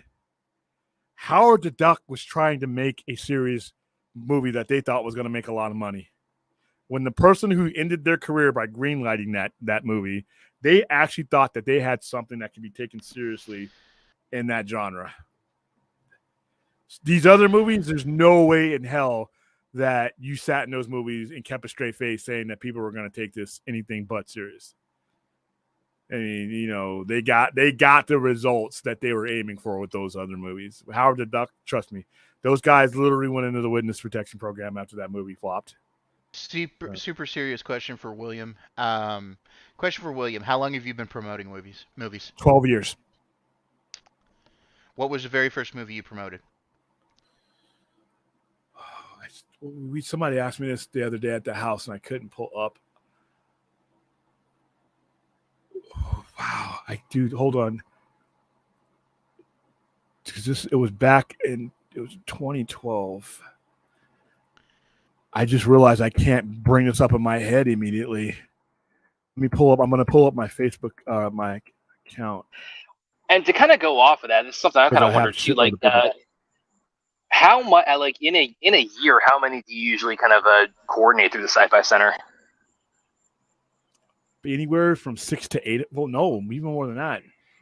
Because one year, the year before COVID, we did like 12 or 13, and then then out of COVID, we did a lot. Hold on, what was the first? Wow! I've been done so many. I can't. I should be able to pull that out of my head. I know Prometheus. Prometheus was the first? Yeah, I think Prometheus was the first because I did Prometheus at this, and it was Prometheus. There was another one that happened like literally within a week of each other, but I'm trying to pull up because some of these things I deleted. It's been so long.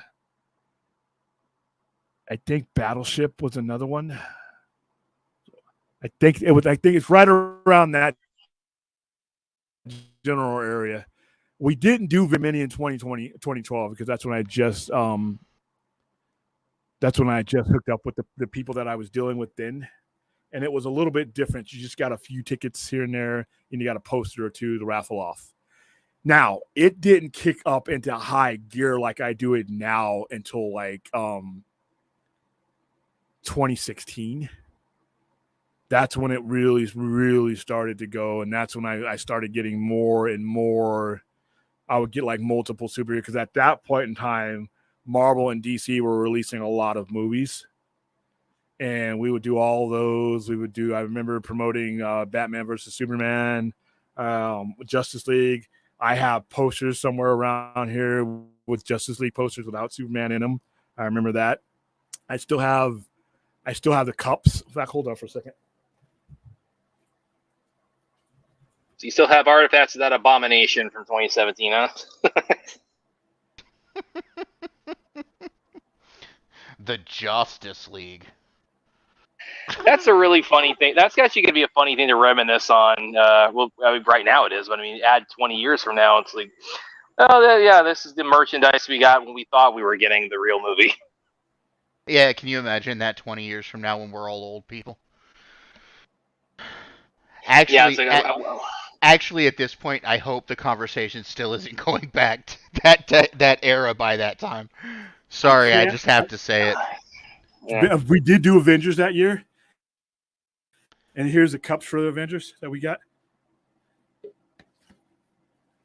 We have the Avengers cups that we did. So we got those. This was May 4th, 2012. I still have some of these left over. I still have some stuff from the Dark Knight Rises. But it got this stuff was few and far in between, like these things. It got real big, and the guy who I currently that's my Warner Brothers Sony Columbia guy is he's the one that's really brought it up to a really, really mega level. And the first movie that me and him got together on was Blade Runner 2049, and that's because I had reached out to him and said, I don't care who you're thinking about using to promote here in Vegas. I need everything you have. and they gave me everything they have. I still have the giant posters in here, the ones that you saw in the bus shelters. I have those in here from that movie. I got the glow in the dark rainbow. We gave away a lot of stuff, but yeah, 12 years, but it got with each year, it got heavier and heavier and heavier to the point now where we just did. So just for the question, how many we do a year, I don't know quite how many. I'd have to think about that, but just thinking in the last three weeks, we've done Oppenheimer, Teenage Mutant Ninja Turtles, Flight of the Demeter, Strays a bunch of times, Joyride. So yeah, just that's what 4 or 5 right there alone within the last month or so. So we average, I think we average around 10 to 15 a year. So Okay. yeah.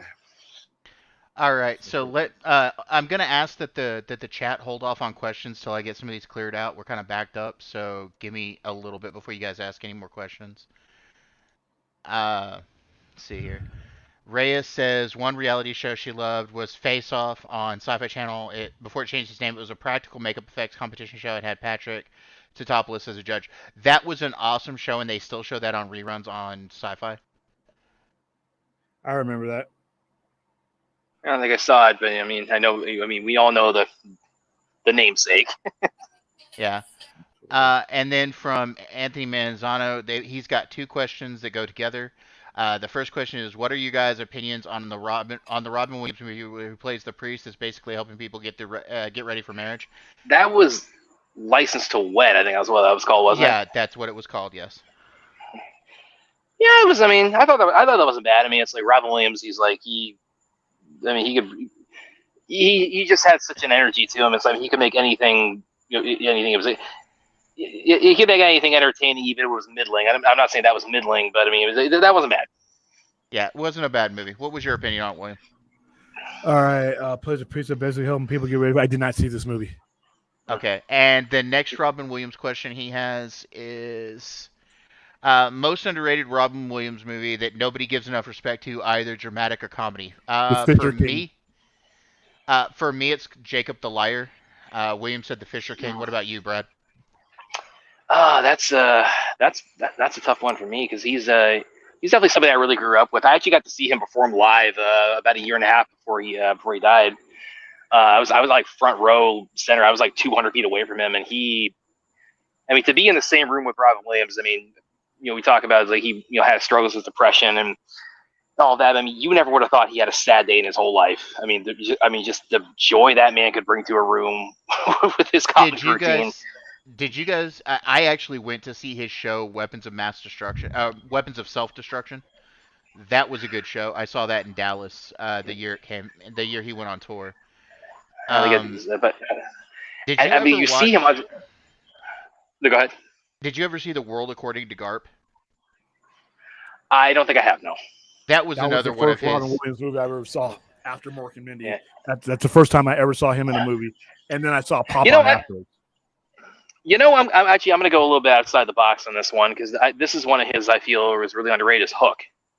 That's one that that was probably the first thing I saw him in, and Spielberg I know kind of beats himself up about that, but it's like that's kind of the definitive Peter Pan movie for me. And you see, Rob Williams. I mean, you get to see him do like his do the drama and the comedy in equal measure in that, and it's that's one that was always really close to my heart was Hook. Yeah, The Fisher King for me was the best one of his best performance. The only reason he didn't win the Oscar that year, he lost out to Hannibal Lecter. I think it was Anthony Hopkins won that year. Another really good movie he did was Dead Poets Society. He won the Oscar for that one, and I always maybe resented that movie because I didn't think it was as good as he was in Awakenings, and he was in Good Morning Vietnam. He was in The Fisher King, which I think all of them he should have won for.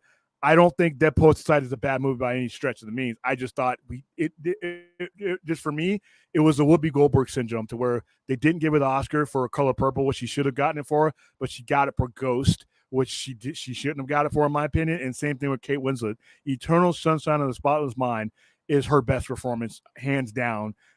She lost out that year to Hilary Swank, who's an amazing actress, but wasn't better than her in that performance. And she gets it like 3 or 4 years later for The Reader, which, while was a good movie, was not her best performance. And that's what I felt about Good Will Hunting.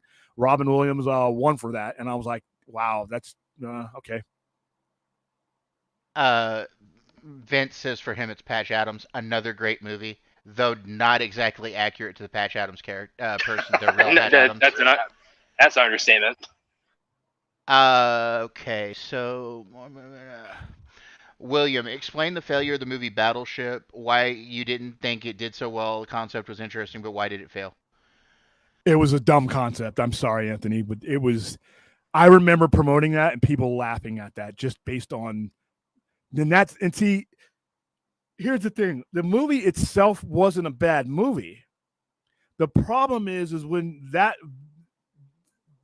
wasn't the year for that concept, and just by mentioning that, people were like, "Are you serious? That you're going to base that on that game?" And that they couldn't get over that, and it was hard to market against that laughter. Sometimes well, then I'll give you two. Good. I'll give you two other words that contribute to that: the Avengers. It came out like 3 weeks prior, and that just pretty much just like took. I still remember that took that whole month of May. So yeah, that and it's like I actually think that Battleship has aged a lot better than probably what you would have expected at the time. And poor Taylor Kitsch, I mean, he had like that and John Carter back to back. It's like that was John Carter was just a. I actually liked John Carter, but that's my hot take for the evening. That doesn't listen. If you're gonna do John Carter, you're gonna need to do that shit on HBO Max. Yeah. There's one particular character. You read John Carter, you know who it is. Yeah. I'm sorry. If you read the book and you showed up to that movie, you're like, damn.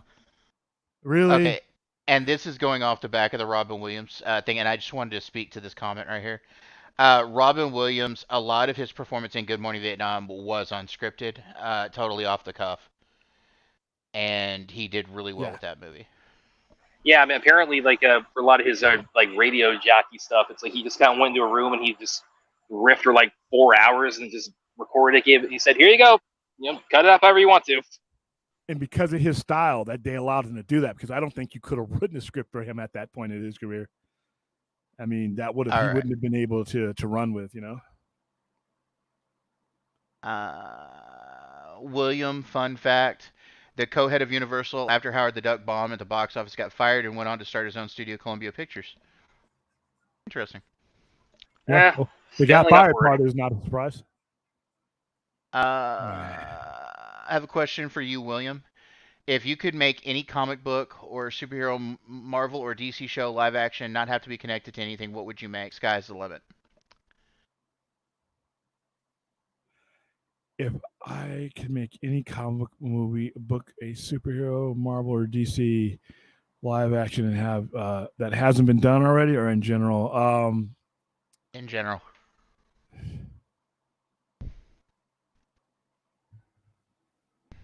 We were just thinking about this the other day, and I used my wall as inspiration. I forgot what we were talking about. I can answer this real quick from me. It's not a superhero it's not a superhero comic book, but it is a comic book. I would love to see a live action version of The Nice House by the Lake. Yeah, just read my work on Screen Rant. You'll figure out the answer to that pretty quick for me. I'm going to go with an old standard that's been done, but not done the way I would do it. And I'm going to go with Batman.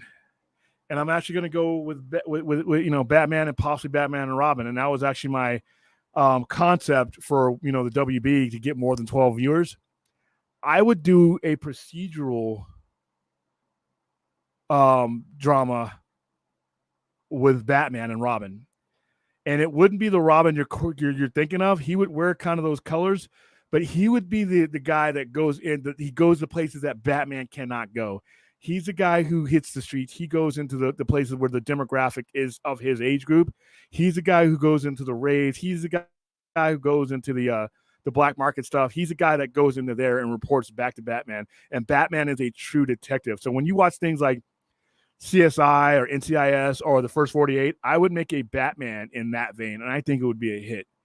Because it would still be Batman, but it would, be my way. What would be an awesome, interesting take is if you did a film noir version of Matches Malone. Yeah, that would be something interesting. Yeah, I could see it. I mean, that's one of them. But if you gave me more time, I could probably come up with 4 or 5. But that's a concept I already had in my head. That would work on a weekly basis.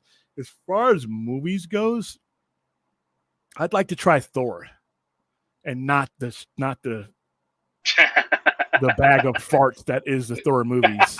I would actually like to try, an actual Thor, Walt Simonson style Thor type of situation. Now, when it comes to Marvel, I would like to see the Demon Bear story for New Mutants done better than the movie New Mutants tried to do.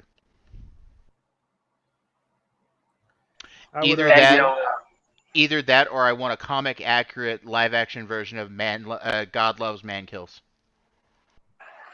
Yeah, because that was basically the basis for X-Men too. Yeah. Yeah, but I'd like to see it actually more comic accurate. Yeah, I guess going over the Marvel side for me, it's I kind of we've only seen Gambit once so far, like in X-Men Origins. So it's like I'd say like let's give him some love. I know Channing Tatum wants to try it. Yeah, and apparently there's a rumor circulating that he might be a cameo as that in Deadpool 3, which I mean, again, these cameo rumors during the strike pretty much mean nothing, but just take that for whatever you think it's worth. Deadpool is the only comic book movie in the modern era, and this includes the Thor debacles, that I just will not go to the movies and see. I hated that character as a teenager while it was being developed, and it just got dumber for me. And the tone of the movies, I've just never been. I know I'm in the vast minority. I just cannot stand those movies. I'm just not a fan. Vince says he'd like to see Static Shock. You may see that sooner than later. Let's see. He also says Gambit. He's in with that, Brad. I would like to see the Four Horsemen done right. I would like to see the Four Horsemen done more comic accurate. All right, next one. Question for all three of you, but would you guys remake Event Horizon? No. And not because I didn't like it. I think not because I didn't like it, but because I think it... The only thing I want to see from Event Horizon is something we will never get a chance to see, and that's the extended cut. Because that film is lost. Yeah. I hate that movie. And I don't think the premise of it just makes it lends itself to turning into a very, very, very cliche horror movie. And it doesn't matter the setting. It's just a bad premise, no matter where you put it. And it was a waste of talent. There was a lot of good talent in that movie. And that movie is on my suck scale. That being said, though, the talent that was in it did good for what they had, what they were given. Yeah, they were given garbage, and they basically polished it up and did what they could. But that's one of those movies if I could unmake, I would. Wasn't that another one also that had kind of a that had almost like a Blade Runner situation where it had multiple cuts released? It was supposed to originally, but the work cut disappeared, and so did the extended cut. Yeah. Because when he put out the movie originally, that movie was about an hour longer, and it was very graphic. And if they had put that movie out, it would have gotten immediately an X rating. So he was forced to chop a lot of that movie to pieces, which is why it doesn't make sense in a lot of places. And the extended cut was stored by the studio, but it is believed, now this is just rumor, take it with a grain of salt, it is believed that they sabotaged the extended cut of that movie so he could never do a director's cut. So officially it is disappeared and missing and not able to be found. And for whoever did that, if you're watching this show right now, thank you. You have my... I wish you could have cut it before they released it. But that's just me. Okay, let's get through these last 5 things backstage so we can move to a different topic. Did you guys ever have the VHS tape of Robin Williams special where he did at the New York Philharmonic? No, but it is on YouTube at this moment. Yeah, I didn't even know that existed. Damn. Yeah, Damn. I don't think so. Is that the one where he's on Broadway, or I think I might be mixing that up with something else? Yeah. He did his show at the New York Philharmonic the night after Pavarotti performed one of his famous ones.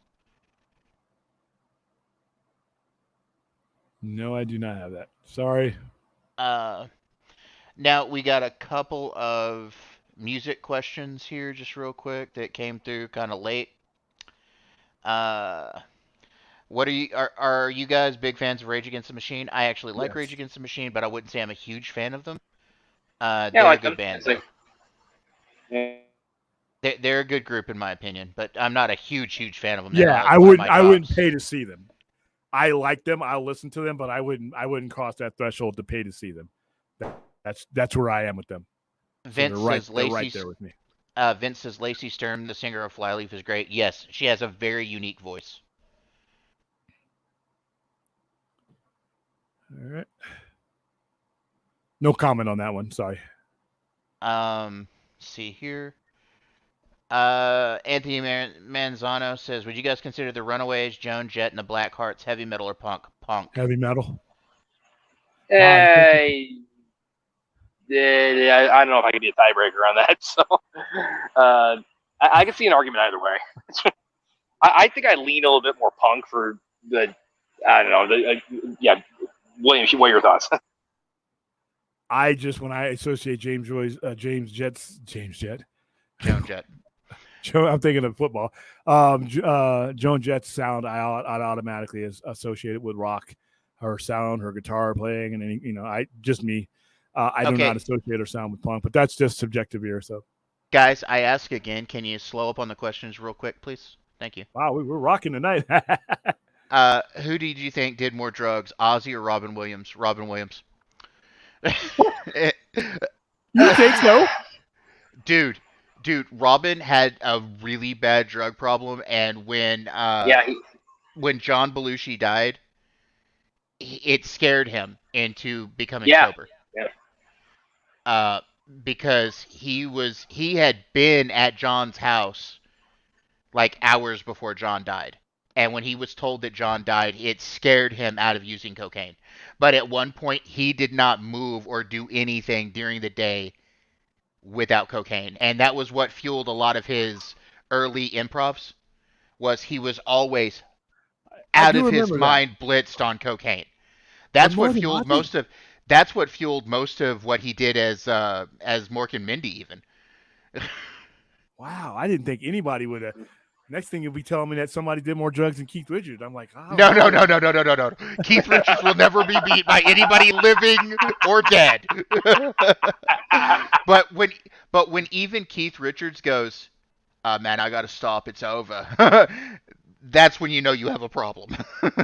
Well, Belushi was taking it to a new level. I mean, Speedballs, he was doing heroin and cocaine. I mean, that's just yeah.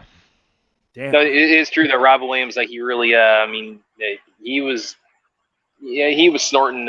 He was going through all the 8 balls of sight, and yet, like you said, it was John Belushi that was what kind of finally snapped him out of it. I mean, and I remember all that. I'm just like, wow, during that period of time, he outdid Ozzy. Damn. Yeah, that's something. Reyes says Ozzy bit a bat's head off and snorted ants and urine, and I'm sure I'm missing a gang of other. Yeah, you're probably right. And the thing about the bat's head, have you ever actually heard him talk about this? He didn't know it was real. He didn't know it was real. The bat's heads that he was biting off were rubber or candy. And somebody threw an actual an actual freaking bat on the stage, and he took it as one of the props, and he had to go and get multiple rabies shots after that. Yeah, he got. The story about that is fucking hilarious. He's like, I didn't know it was a real bat made. I'm like, this is doing up on the stage, and I'm like, I do what I did. He had to see the. Did they ever find out who? Do you ever find out who did that? I think they did. Yeah, they did, and that person was banned from seeing Ozzy shows for quite a while. I would imagine so. Vince says someone made a video where they played Robin Williams when he was told of Belushi's death. It's a gripping watch. It is. It is very, very full of grief because him and John Belushi were really good friends. Yeah, He was the also really parallels to John Rob, Belushi and Chris Farley are scary. yeah, and Rob Williams. He was also really he was really close to Christopher Reeve. He actually Yes, he was. They went after his to accident, they went went to to Juilliard, yeah. together. And he after his accident when he was in the hospital. The story is that Rob Williams, he came in there as disguised as a doctor, and he kind of did a lot of an improv kind of comedy routine. And Reeves said that was the first time since his accident that he had laughed. Yeah. Special people, man. Special people. Chappie, I'm just gonna answer this real quick since William's not really a fan of this movie. Thay, did they sabotage Event Horizon? What happened was after they did not sabotage it. I'm saying, look, you can say what you want to say about that, but they cannot find the footage of that movie because it was either destroyed or lost. So I think that was on Universal, personally. Well, yeah. And whatever, man. That movie was never meant to be put out anyway, because the blood orgy scene was going to be the most graphic thing ever put to a movie ever. So yeah, that was Hellraiser in space, but Hellraiser without the gloves on. So yeah, no, that movie should not have been made, regardless of whether you like it or not. I mean, ponder that. It's like you're describing something as Hellraiser with the gloves off, and if you haven't seen Event Horizon, that should give you an idea of like just how far they were pushing the envelope with that. And the last question in the backstage is, and this is super random from Rhea. She says, but thoughts on hot coffee, iced coffee, espresso, and or cold brew? I've been making my own cold brew at home, and I don't know if I can ever go back to anything else if I have the option. I actually like iced coffee, and I like the frappes and stuff. I am not a super fan of Starbucks because I think they burn their beans when they roast them because there's a strong burnt flavor to their coffee. But but I'm also a coffee snob, so that I like iced coffee. I like espressos. I can't do espressos anymore because of my health. That's not a good idea for me. But I love coffee of all types, to be honest, and cold brew is pretty cool. Same here. I don't do a lot of cold brew. I am a frappe day guy. I am a Starbucks guy. I mean, we used to have another coffee shop down here when they were down here. I bought from them, but I am a frappe day guy, and that's it. My drink is an espresso frappe, double blended, no whipped cream, sugar-free vanilla. So I'm being healthy there with 2 ad shots. That's my daily drink. I have to have that chemical in me to deal with the general public. And when people see me without it, when I'm coming in and then I'm empty-handed and they don't see it, they know there's a world of shit about to happen. A lot of people that don't deserve it are going to get it. There was a time in my life when I was using illicit substances that if I didn't have said substance and coffee in the morning, I couldn't function. Not proud of that, but I am 8 years sober from that. So congrats. Good man. I say, whatever, any substance can be a drug. Anything can affect your reality. And I know people who can't survive without a cup of coffee in the morning. I really don't do well without a cup of coffee or without some sort of caffeine in the morning. So I feel you. I did 4 shots one day. I'm like, ugh. I'm not really picky myself. I'm actually kind of more of a tea guy in a lot of ways, but I mean, coffee, I'm not really. Everything you listed there, it's I could rotate in or out. All right. Fun fact: Kevin Conroy, who versed Batman in the animated series, and Robin Williams were roommates at one time. I can believe that. Clint Huntley says he should get addicted to something. He really can't get any worse. Yeah, he's got a lot of health issues. And Chappie says the blood orgy scene would have definitely made so many people uncomfortable and hard to watch, and you get a bit of it in the movie. Yeah, and the bit we get is bad enough. So, yeah, would not have been a good thing to actually completely put on film. And Rhea says, congrats, thank you, Rhea. I appreciate that. She says, but yeah, coffee and food dictates my mental clarity heavily. Yes, You I'm know, with it you. does. It does for a lot of people. Um, people don't realize just how easily addicted or becoming addicted to a substance or a dopamine high humans can get. Gotta have it. Rational Yeah. Skeptic, we answered this question earlier on in the video. But William, would you go ahead and just give your real quick thoughts on Saw X coming out? I'm not really excited for it. I think that this Saw franchise has run its course. I think it's flirting with Friday the 13th territory. And I don't with Friday the 13th, I think it's okay once it gets to that level. With Saw 1, 2, 3, and 4 were substantive movies that I actually thought were movies that were beyond the traps. They were beyond the suffering and all that. After that, to me, it just became about that. It just became, there was really the story was weak. Spiral kind of brought it back a little bit, but I just, I see Saw X and I'm like, and then I see him again and I'm like, okay, we're going backwards. So my excitement level for it is not there. So sorry. Yeah. Well, I mean, as William says, math is undefeated. Yeah. Anthony Manzano asks a good question here. What is one scene in a horror movie that you guys, as fans of the genre, can't understand got passed by the rating system here in America? For me, and this is gonna seem really tame to people, but because of my line of work, um, the scene in Hereditary where the little girl's head's on the road, that gets me because I've actually seen that in real life, Oh, and ooh. uh, that stuck with me. If anything of recent, that stuck with me. The castration scene in Hostel Yeah, comes to mind. that one was hard to watch too. And here's a good one: the entirety of Terrifier 2. And one, yeah, you know what? That whole fucking movie, let's Dude, let's not move just on. Terrifier 2, Terrifier 1 and 2 both are horrible. And now they're Yeah, coming yeah. out with a third Okay, one. in I the one saw the first particular one scene, recently when they put it back out theatrically. And it's like, yeah, these. If you haven't seen Art the Clown, I mean, these movies are just an absolute bloodbath. there's a scene with a certain You're gonna home talk about improvement tool, you're gonna talk about her, aren't you? Ugh. just to this extent, and that's that. You know what? Forget about Hostel. That Terrifier. There you go. Terrifier 2 is horrible from start to finish, and Terrifier 3 is supposed to be worse. Yeah, that's just Oh, All right, man. here's another good one. This isn't necessarily bloody, but one that I'm amazed again they got past was and this might be like the whole franchise. I haven't seen the third one, but the Human Centipede. Yeah, that one. Okay, but that wasn't. Oh, by the way, speaking of movie promotions, kudos on me being disgusting. I was the only place in the state of Nevada to show that movie when it was released. You could not go to a movie theater here in Nevada. You could not go to anywhere here in Nevada to see that. If you go back and you can go back to IFC Films and look at the showings. I was the only establishment, and I had my screening room.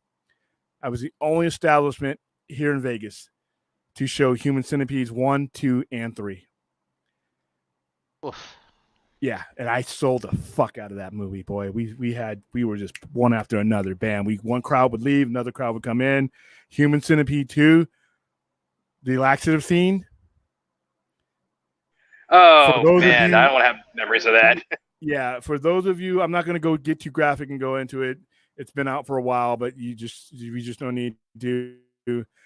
Human Centipede is what it sounds like. It is what you think it is. So I'll leave that there. So mouth connected to you know what, you got it, right? So Yeah. the guy who's doing it the second time around is not a doctor. He's just doing it for a thrill. And obviously the thrill of the defecation and all that stuff, and he's trying to force it to happen. So he gives the front part of the Human Centipede, and it's a long one, laxatives, and they overdo the scene. The movie is in black and white, but guess what's not in black and Thank white? God. Guess what's not in black and white? That particular part. And I'll let you know without saying what it is. It was brown. Yeah. Well, yeah. So Human Centipedes is up there. It is, like I said, the Sci-Fi Center is the only place you could come to in Nevada to see that. Nobody else would show it. Catapulted me into the infamy. Hell of an accomplishment. William and Thade, should movie theaters and studios lobby to abolish the MPAA? No. Because that will set a new precedent for putting out things that some people I don't believe should see until they're of certain ages. Yeah, especially if directors and movie makers aren't genuine about what they're putting into movies. You know, you have to have something. You have to have something there to give people a barometer. Now, do I think that should be the end all be all? But something has to be there. Something has to be there as a baseline. So yeah, look at what would have happened with Event Horizon. Also, the original Exorcist has a couple of really disturbing scenes. Oh yeah, that still sit with me even today. One in particular that I'm not going to go into. Well, we know what it is. I'm sure. Anybody who's seen The Exorcist knows exactly the scene I'm talking about. Yeah, and they wanted to go further with that. Yeah, that almost got cut out of the film originally because it offended a lot of people.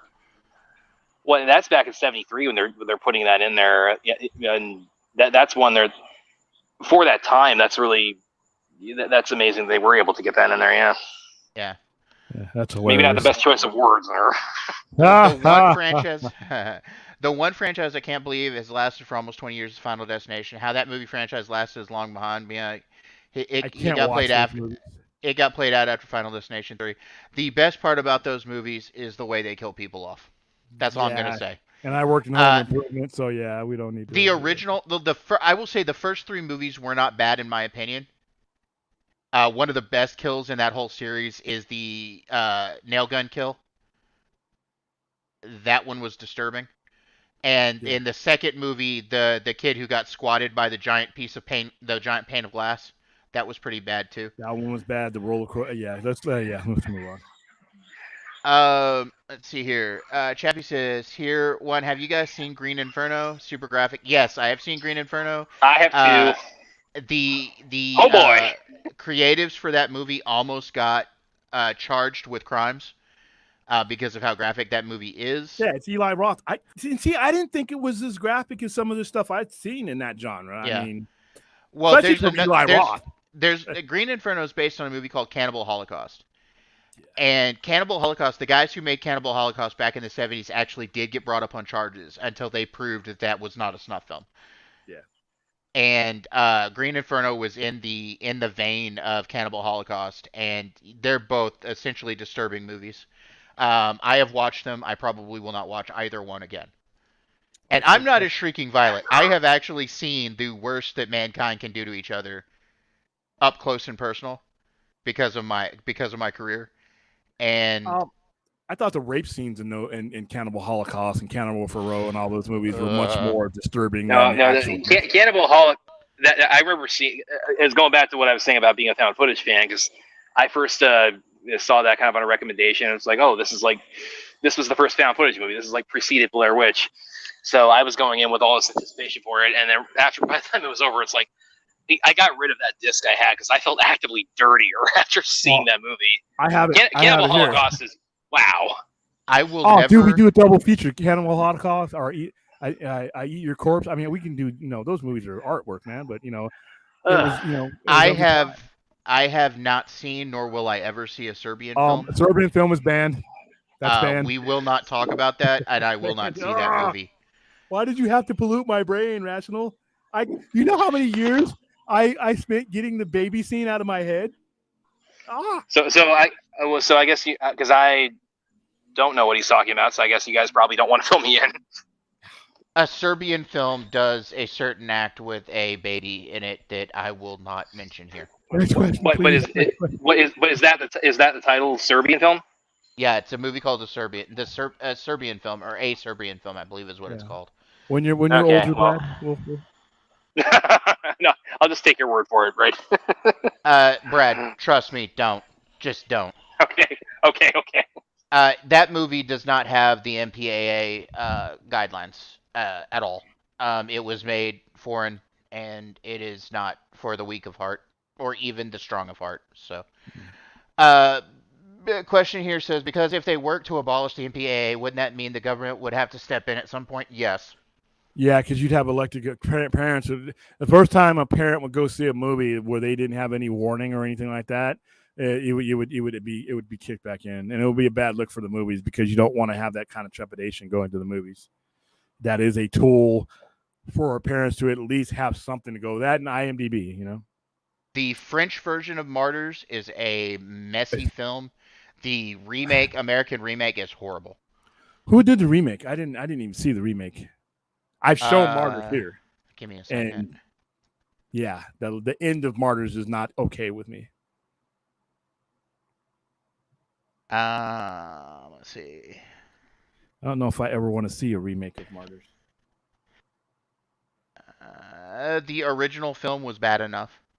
Yeah. It didn't need to be remade, and they did remake it. No, that is not what I did. What are you talking We showed that on what I called French Horror Night, and I hadn't seen it first. It was Kevin and Michael Goetz that directed the 2015 version of Martyrs, the American version. We'll go ahead and skip that. Yeah. All right. So what do we got next here?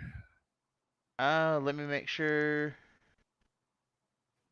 No more questions. So what's our next topic? All right. So next is our Turning Point storyline.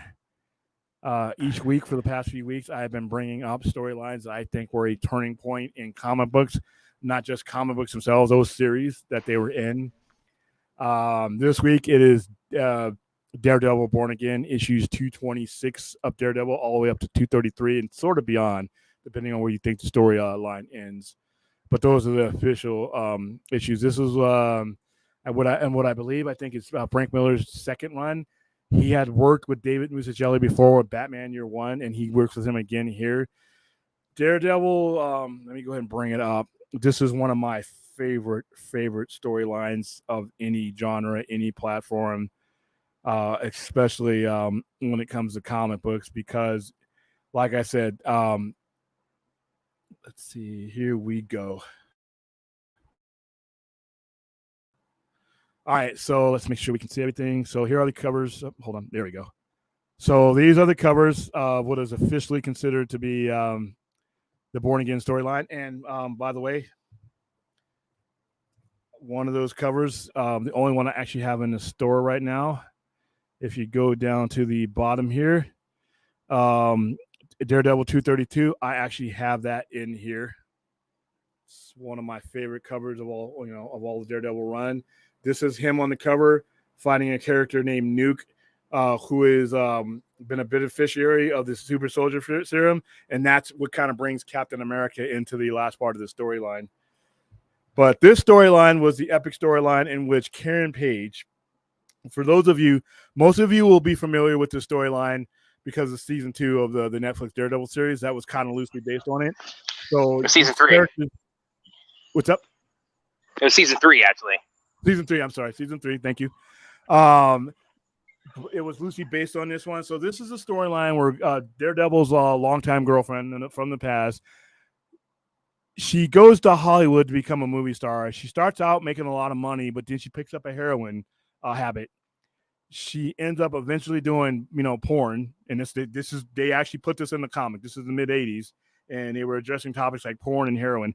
This is when you know you're Frank Miller or Chris Claremont, and you can do whatever the hell you want, and nobody's gonna say shit.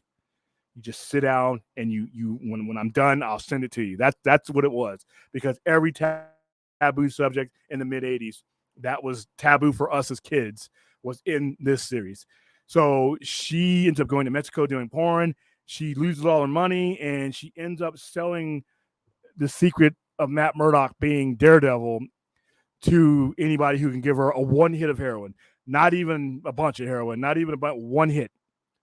She sells Daredevil's secret identity to a drug dealer for one hit. That information works its way back up to the Kingpin, and he basically sets out trying to ruin Daredevil's life by framing him, getting him to lose his legal license, framing him for murder, all kinds of stuff. Foggy, his friend, his fellow attorney, ends up basically saving him in each of these legal cases, but he ends up losing his law license. And then Daredevil goes to the Kingpin after he figures out it's him that's been framing him, and they have this fight where Kingpin beats him up. And then he straps him to a cab and tries to kill him, and Daredevil escapes that. So Daredevil, most of the heart of the series is Daredevil going to get his life back, trying to get a job. The Kingpin continues to follow him, blows up his apartment, all kinds of stuff like that. But what ends up happening as a reporter, for those of you who have been collecting Marvel Comics, you'll know who he is. Ben Urich was a reporter who started investigating the Kingpin and starting to tie these things together. And then so the Kingpin started to send assassins, like the nurse who's in there. He started sending assassins after him, and Daredevil starts to protect him. And more Daredevil, is starting to put everything together about how he did it, what he did it. He doesn't know it's Karen Page that has sold him out yet until he meets her again. But there's one in particular incident where the Kingpin's men beat him up. I think it was the Kingpin that beat him to death. And that's when he crashed into the river with the cap. His mother, who he hasn't seen since she left her father, who is a boxer. He stumbles into the gym where Jack Murdock was boxed at, and somehow his mother finds him and brings him back to health and heals him. And he starts rebuilding everything, but the Kingpin, and this is what Frank Miller does an excellent job in showing you the flaws of the Kingpin. They would do it again with a different group of writers later on when the Daredevil flips the script and does the same thing to the Kingpin. The Kingpin could have just left things alone, but he just wanted to destroy Daredevil. And so he starts making mistakes. He hires Nuke, which he's just the guy who's on this cover. He basically has a American tattoo tattooed to his face. That's what gets Captain America's attention. And Nuke just starts killing like the innocents and stuff like that. And the Kingpin wants to draw Daredevil out of hiding. And he does so, but he does so in a way that allows Ben Urich to connect all these murders and stuff to Kingpin publicly. And one of the biggest things about the Kingpin in the mid-'80s is his reputation. He did not want to be publicly known or attached with crime.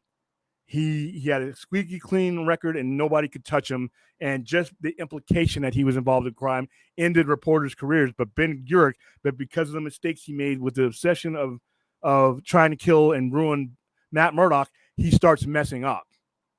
And it starts a cycle that would eventually tarnish the Kingpin to the point where towards the end, he was just viewed as a thug, as a criminal. He no longer was viewed as that high point of society, and he always held that against Matt Murdock. Eventually, years later, there was another storyline. I forgot the name of it, but I was just reading it today in reference, where the Kingpin is just starting to get the cases are starting to catch up to him, and Daredevil's making it so that he's got his law license back. He's subversively screwing with the Kingpin the same way that the Kingpin screwed at him back in these issues. Kingpin ends up going in prison. Daredevil goes and mocks him. I mean, and they have this relationship with each other for a time where no one knew who Daredevil was except for the Kingpin, and he had everyone out that knew. That secret killed the drug dealers. Everybody was killed. The one person, it's another thing he screwed up. He tried to kill Karen Page, and Daredevil was tracking the assassin. Didn't he murder Karen Page? Or have her killed? I think he did, but I think I remember in this story, because I remember in this issue, she you see her holding his costume and says, "I protected it for you," and it was one of the coolest scenes in Daredevil for me. I don't know. Did she die there? That was Born Again, wasn't it? Yeah, that was Born Again. I think she survives that storyline. I'm pretty sure Karen Page. She survived Born Again, but she was killed at one time, I believe, by she gets killed just like Elektra was. Yeah, years down the line before they wreck. Oh, geez. Yeah, before they retcon. You're right. Later on down the line. But one of the coolest things in here, and it's in this comic book. It's in this one, and it's only a piece of Born Again that I have. It's Daredevil 232. When he's Nuke is just, he doesn't care who he kills. He's shooting at helicopters, causing helicopters to crash. He puts a couple rounds into several civilians that are just around, because his orders are to kill Matt Murdock at all costs. And he's shooting a grenade launcher. Let me go ahead. And these are, oh, by the way, before I go into, these are the covers of Born Again, the ones that are widely considered the storyline. It starts in Daredevil 226 and goes all the way. You see Captain America on the cover there. Captain America after Captain America gets involved, Kingpin tries to have Nuke killed, and they get a hold of Nuke before they can do that to try to to find out where he got his powers from. Captain America is really interested in that because he's a super soldier recipient, and he ends up dying before he can get all that information anyway. So going back to let me get rid of this screen so you guys can see, because I couldn't get the page breakdowns that I wanted from that title. So here he is. He's basically this is the last panel of 232. This is my favorite issue of the whole thing. He's just shooting. He's killing innocents because he knows that'll draw Matt Murdock out. And he blows up the diner because that's what Matt Murdock is doing at this point. He blows up the diner, and that's where you see that right there. By the way, Dakota North, 1986. This comics is so old. Remember, I know Brad was just a reverse embryo at the time, but remember letter sections in comics? Yeah, I do. Definitely do. In here's fact, the part where he's blowing up the diner. In fact, I wrote into several of those those letters pages for those comics back in the day. Yeah. So Karen Page is in there, and Daredevil Matt Murdock is looking for her, and she's like, Matt, I'm dying. And she's like, no, honey, everything important in you is safe. And he's forgiven her, all this other stuff. And the coolest thing about it is she has this costume, and she says, I kept it safe for you.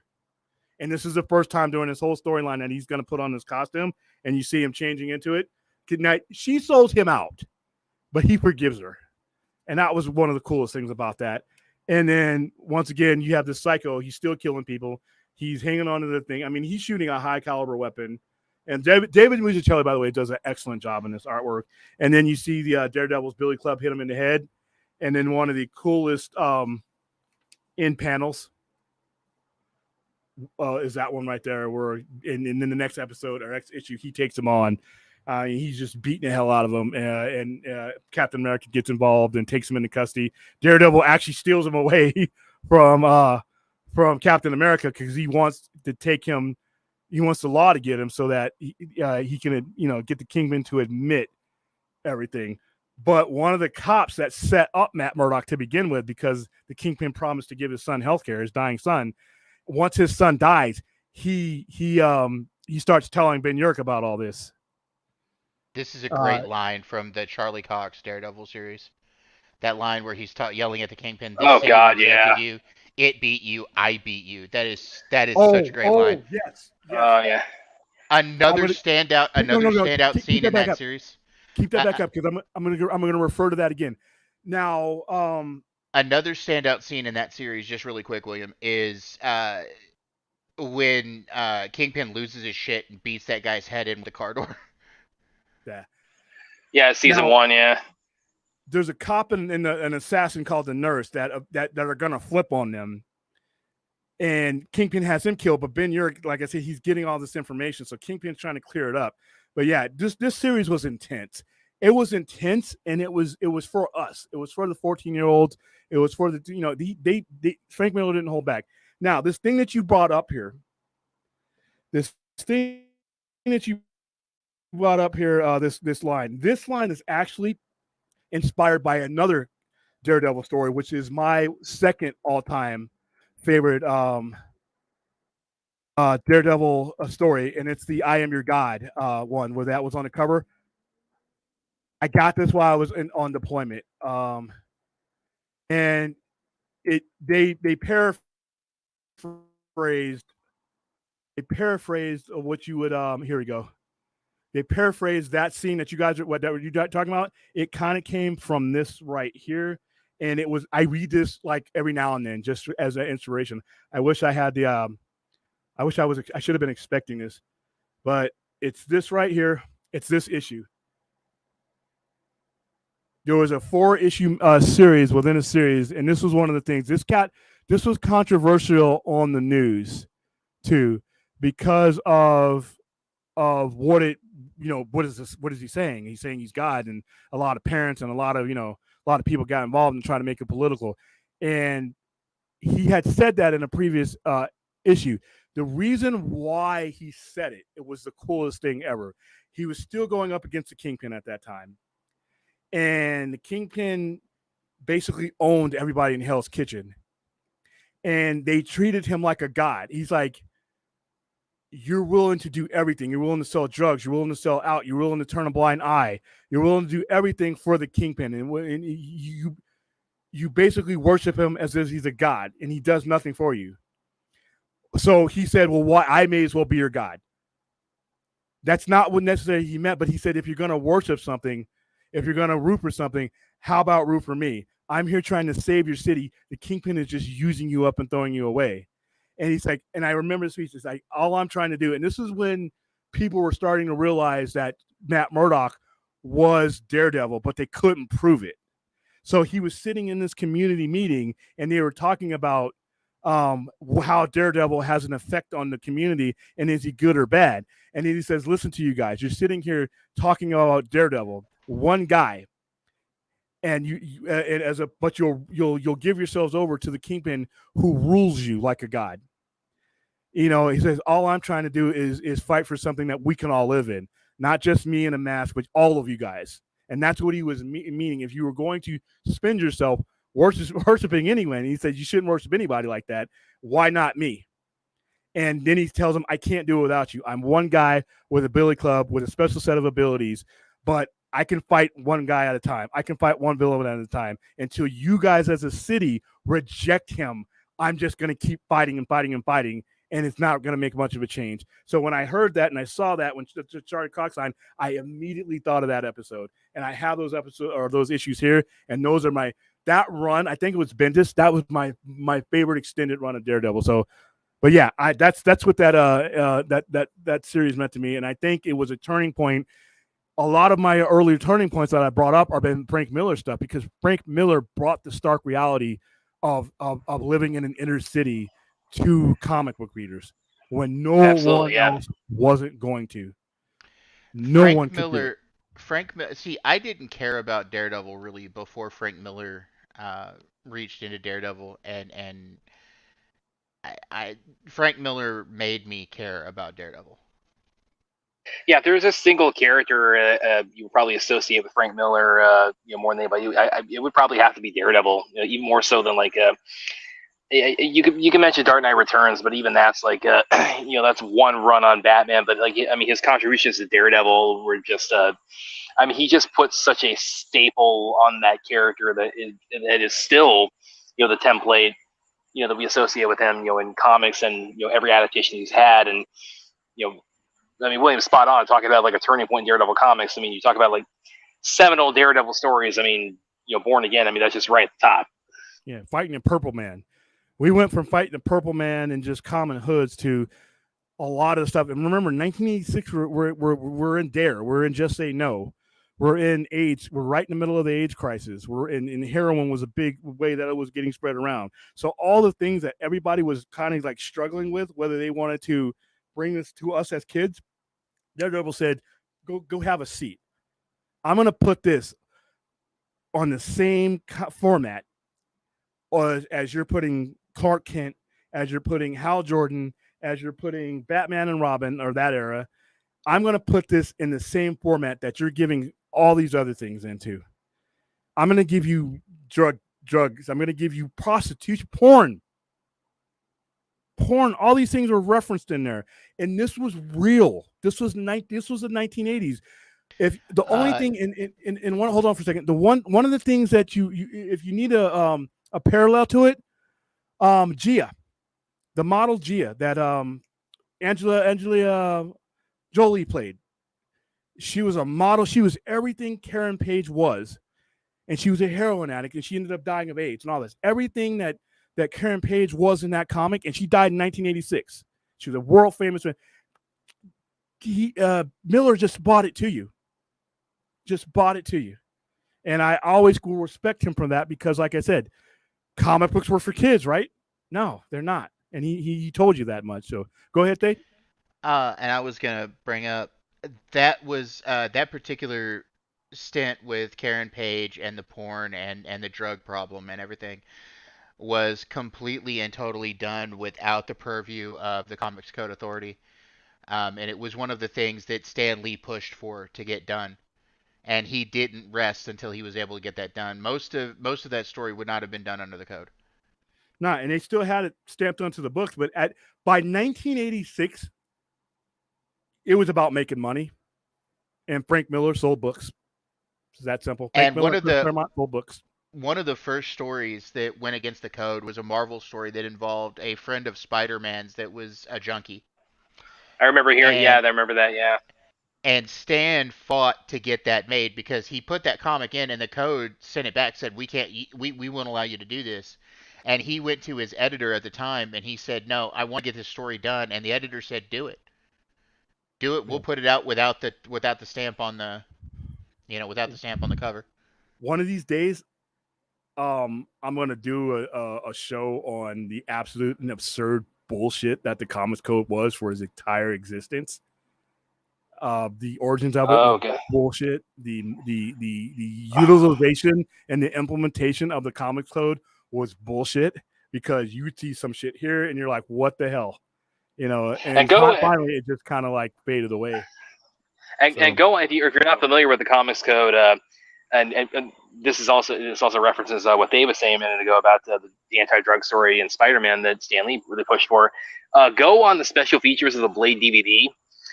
It's one of like the making of features on there where they actually list like a lot of the stuff that was in the Comics Code, and some of it's really hilarious. Like when you think about like today's standards, some of the stuff that they were really that was taboo back then it's really funny to look back on. I'm actually working on a story on a YouTube video I'm going to put out talking about the dark side of the comic book industry, and I'm gonna deep dive into Seduction of the Innocent and what Frederick Wertham did, and all of that brought the comics code around. So that's going to be a big I saw part that of- at Comic-Con, by the way. Before that, yeah. Yeah, Seduction of the Innocent. All right, so that is my turning point story of Okay, we got and some that's a questions. big one for me. We got some Yeah, questions behind it, just real quick. Sci-fi. The Strange Marvel Theory says Sci-Fi Center. Speaking of Daredevil, it reminds me of the Defenders. Do you think Tom Holland's Spider-Man will join the Defenders moving forward in the MCU? Probably, No. if they make it a thing. I don't think so. I could be wrong. I don't see it. I see them going in a totally different direction with Spider-Man as far as being involved. I think if he's ever involved in a group again, it will be when they bring the Fantastic Four in because of the traditional connect. Once again, I have no gut feeling on that. I just think they worked a lot. They did a lot of work in the last iteration to separate him away from groups that don't really strengthen him. Yeah, I would say probably maybe not join the Defenders, but I would kind of mostly just based on his cameo in No Way Home. I would expect to at some point see Spider-Man and Daredevil at least meet up. Oh yeah. Well, he's gonna be okay. So what Kevin Feige wanted to do for a very long time, and he still plans on using this, is he's gonna kind of split Marvel a little bit after Secret Wars. It's gonna be the street level heroes and villains, and then it's gonna be the more cosmic stuff. And Spider-Man's gonna fall into the street level stuff. Now, whether he joins the Defenders or the Champions or some of those kind of teams, I don't know. It depends on if they bring them out in the MCU. Yeah. My bet, like I said, no inside knowledge, is that they're going to limit his group things that he does to the FF. But that's just, once again, I'm just pulling that out of my ass. But Okay, so we got more questions here. go ahead. From Mighty Rax asks, do you also have Miller's Daredevil and Punisher crossover Child's Play? Yes, I do. That was the first Daredevils I ever bought. Those were issues 184, 182, 183, 184. They were the issues right after Elektra dies. They were right after that. They were right after Elektra died. It was the immediate story. And those covers of Child's Play were awesome. Those were great. Those were the first Daredevils I bought. That is a brilliant storyline. Frank Castle looks like a master in that damn storyline. When it's time for him to break out of they try to beat him up in the shower. He kills like 3 or 4 guys just with a towel. Yep. He snaps his necks and then he gets his uniform on because I guess somebody wants him out. I forgot. And he climbs to the top of the prison, gets in a helicopter, and he's gone. This is where Miller was at his best. He had his core storyline. The Elektra storyline, by the way, Daredevil's 181, 182, 183. Well, the death of Elektra and the Bullseye, him going back and forth with Bullseye. You see just how great Frank Miller is and just how sadistic Daredevil can be. But he would have your core storyline. He did this again with Born Again.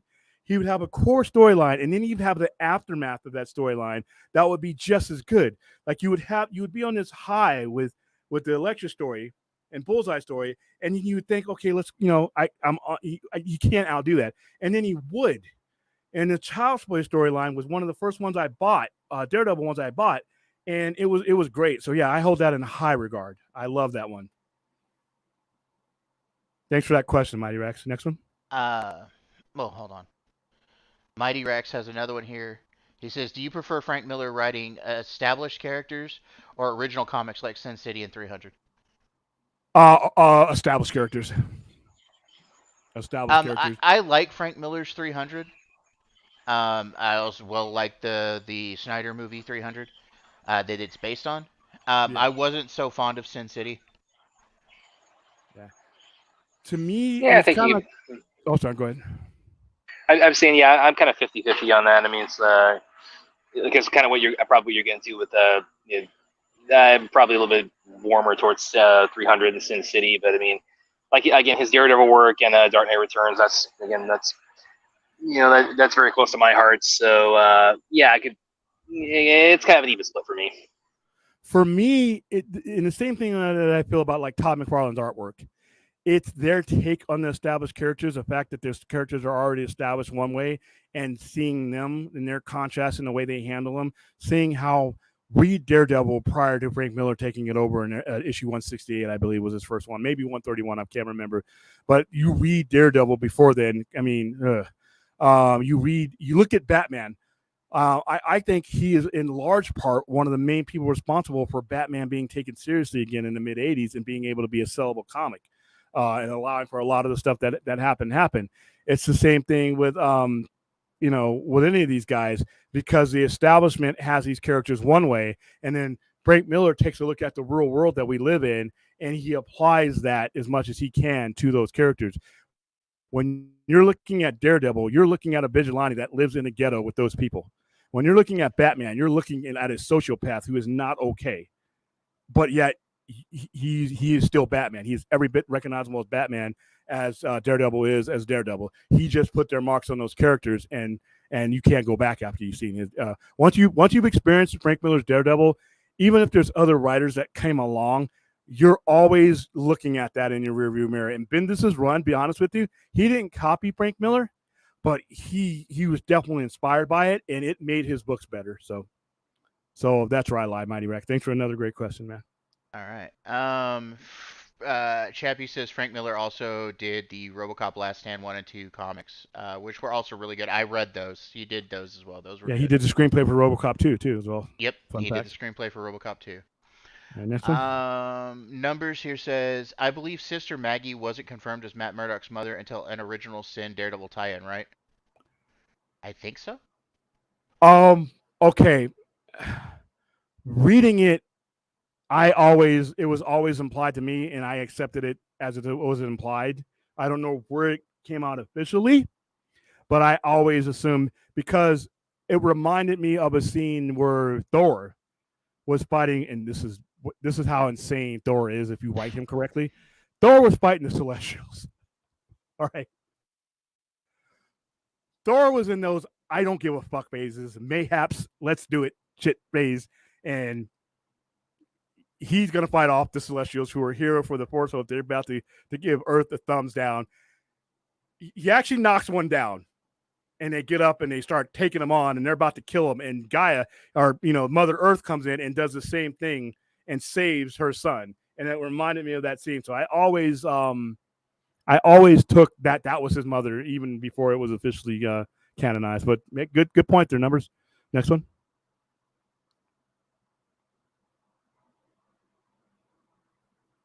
No, Skeptic, I didn't forget your question. William, do you think the Daredevil Born Again show will be watered down from the Netflix version? I have a different opinion You of mean this the than Disney William. Plus version? Yeah. I have a different opinion about this. Kevin Feige has been saying that there's going to be what they call the Marvel Knights imprint for R-rated material, just like Daredevil. And they're supposed to be doing Punisher and the Daredevil Born Again Disney Plus show under that banner. So, if I hear it from Kevin Feige, I'm pretty sure he's going to try to at least do that. But it is going to be different than the Netflix version. I can almost guarantee you.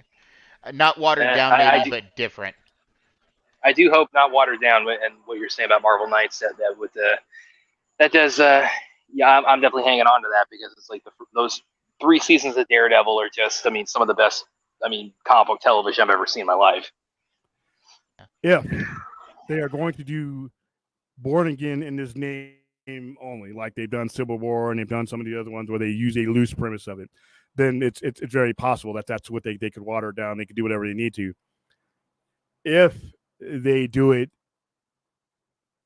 true to the storyline, then you cannot water it down.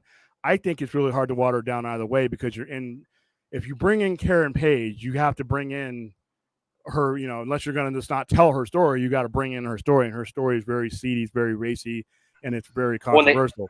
They did, they didn't do it as dark as the Frank Miller story is, but they did bring in her drug addiction and got a lot of the sordid aspects of her background in season 3 of Daredevil, in the one episode that's focused on her. And in the comics, in the comics, they show her with her porn director that beats her up and all that, and they show her implied scenes and stuff, and then they show her doing the drug. They show all that. And like I said, I think we're grown up enough to where we can have this story. But I think it's kind of hard if you're going to tell this story. Once you make the decision to tell the story, you're sort of making the decision to tell all of the story. Otherwise, it's not going to end well. And I trust them.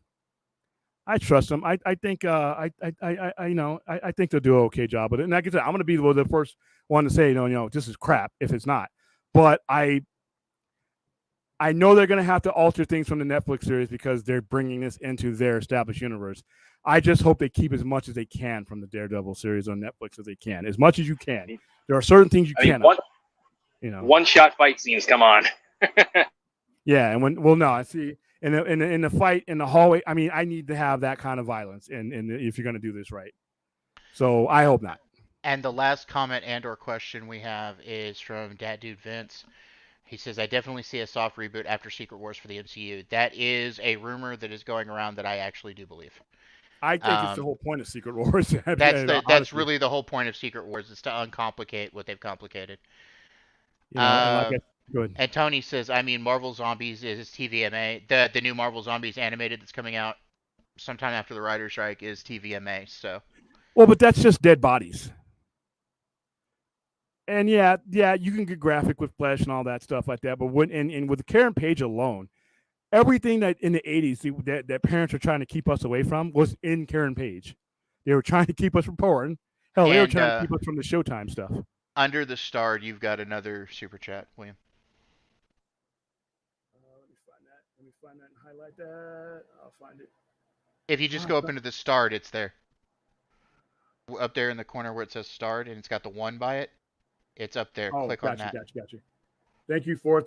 Look up a movie called. Oh no, we will not. Fourth, no. And I'm not going to mention that movie either. No, 1,000 times no.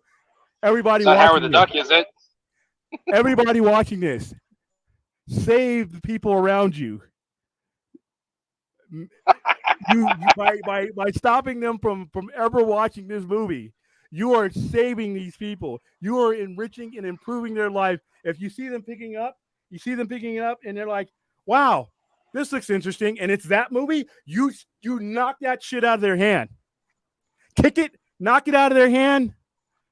tackle them, tickle them, do whatever you need to do to get them to drop that fucking movie. And don't even put it back on the shelf. No, delete it from your queue. No. I wish I had one of them video jobs. No. Ugh. And I'm about to eat. Damn you, Fourth 1000. Oh my gosh. All right. Oh, by the way, why? Listen, if you guys are squeamish about what people do with their bodies and their mouths and things that they ingest, and you just can't take something sometimes, this definitely is not your movie. There's a meal served, and I'm going to leave it at that, in this movie that you're going to have some problems with. Thank you for your support, 4,000, but holy no. Chappie wants to know your thoughts on Lizzie Kaplan as an actress. I don't have any. So first movie I saw her in, ironically, was Oh, we lost Brad. Oh, you might have to go. Did he say it in private? Oh, you may have lost his connection. Yeah. First movie I saw her in was Cloverfield. She was a girl that blew up. She's gotten better. She was in True Blood, so I liked her there. So there we go. So yeah, I was I've always been, I'm not a huge fan of hers, but I followed her. Yes, I kind of fell out of the stream there for a second, but I mean, I'm assuming it's something. Time. Yeah, apparently it's something really horrendous. Fourth 1000 is trying to destroy the world right now. Dogs and cats living together. What's your thoughts, Brad, on Lizzie Kaplan as an actress? I mean, she's I've liked her and stuff. Like, I think I first saw. I actually really enjoyed her on the kind of the sort of one of the unhinged media freaks she was on Smallville. That was kind of that's probably my intro to her, and I've liked her in things like Cloverfield and Hot Tub Time Machine. So she's she definitely she adds a lot of energy to anything she's in. Fair enough. Oh my goodness, gotta wash that out of my head. I'll take any question now. Oh, here we go. William and Thea, do you think we'll ever see another standalone Hulk MCU film, or will not budge? We'll know next year. They're trying to get the Hulk and Namor back. We'll know next year. So. I don't think Universal's really fighting them on it because they're not going to do anything with them. Yeah, they're not going to fight them really on that. I think The Incredible Hulk is MCU's most underrated movie, to be perfectly honest. And what they've done with the Hulk lately, too, is that doesn't help. Oh, God, yeah. All right, William. That is all the questions, and we are going a bit long, and I would still like to get my announcement out. So, have we covered all our topics? All right, guys, I am happy that the stream went good tonight. It's been one of the more fun ones we've had in a while.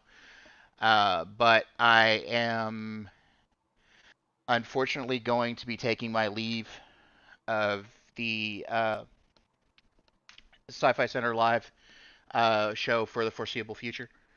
I have some stuff I've got to work out in my own private life. And whereas I know there's people, some even in our audience, that like to go with the drama thing, this is not a fight between me and William. No. Me and William are great. We just had a discussion behind the scenes, and I need to take my time away for a while. I am not totally leaving YouTube, however. So I'm about to drop my Twitter address in the chat on both channels. If you guys want to see what I'm going to be working on in the future, you guys can check out and check me out and get announcements on Twitter. So I'm going to go ahead and drop my Twitter now in the chat. Give me just a second.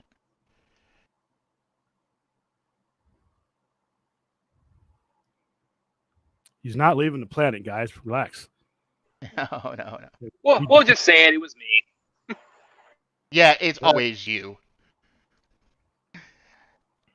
No, Brad, I valued you these few weeks that we've had you. I appreciate that, man. Thank you for adding to the show. I appreciate having you, and I'm glad to be a part of it. You've been a good guy. There's my Twitter in the chats on both channels tonight. But yeah, again, I'm not leaving the planet, y'all, and I'm not leaving YouTube. I'm just having to go my own way for a little while. Like I said, this is not a fight between me and William. We're good. We're still brothers in arms with this kind of thing.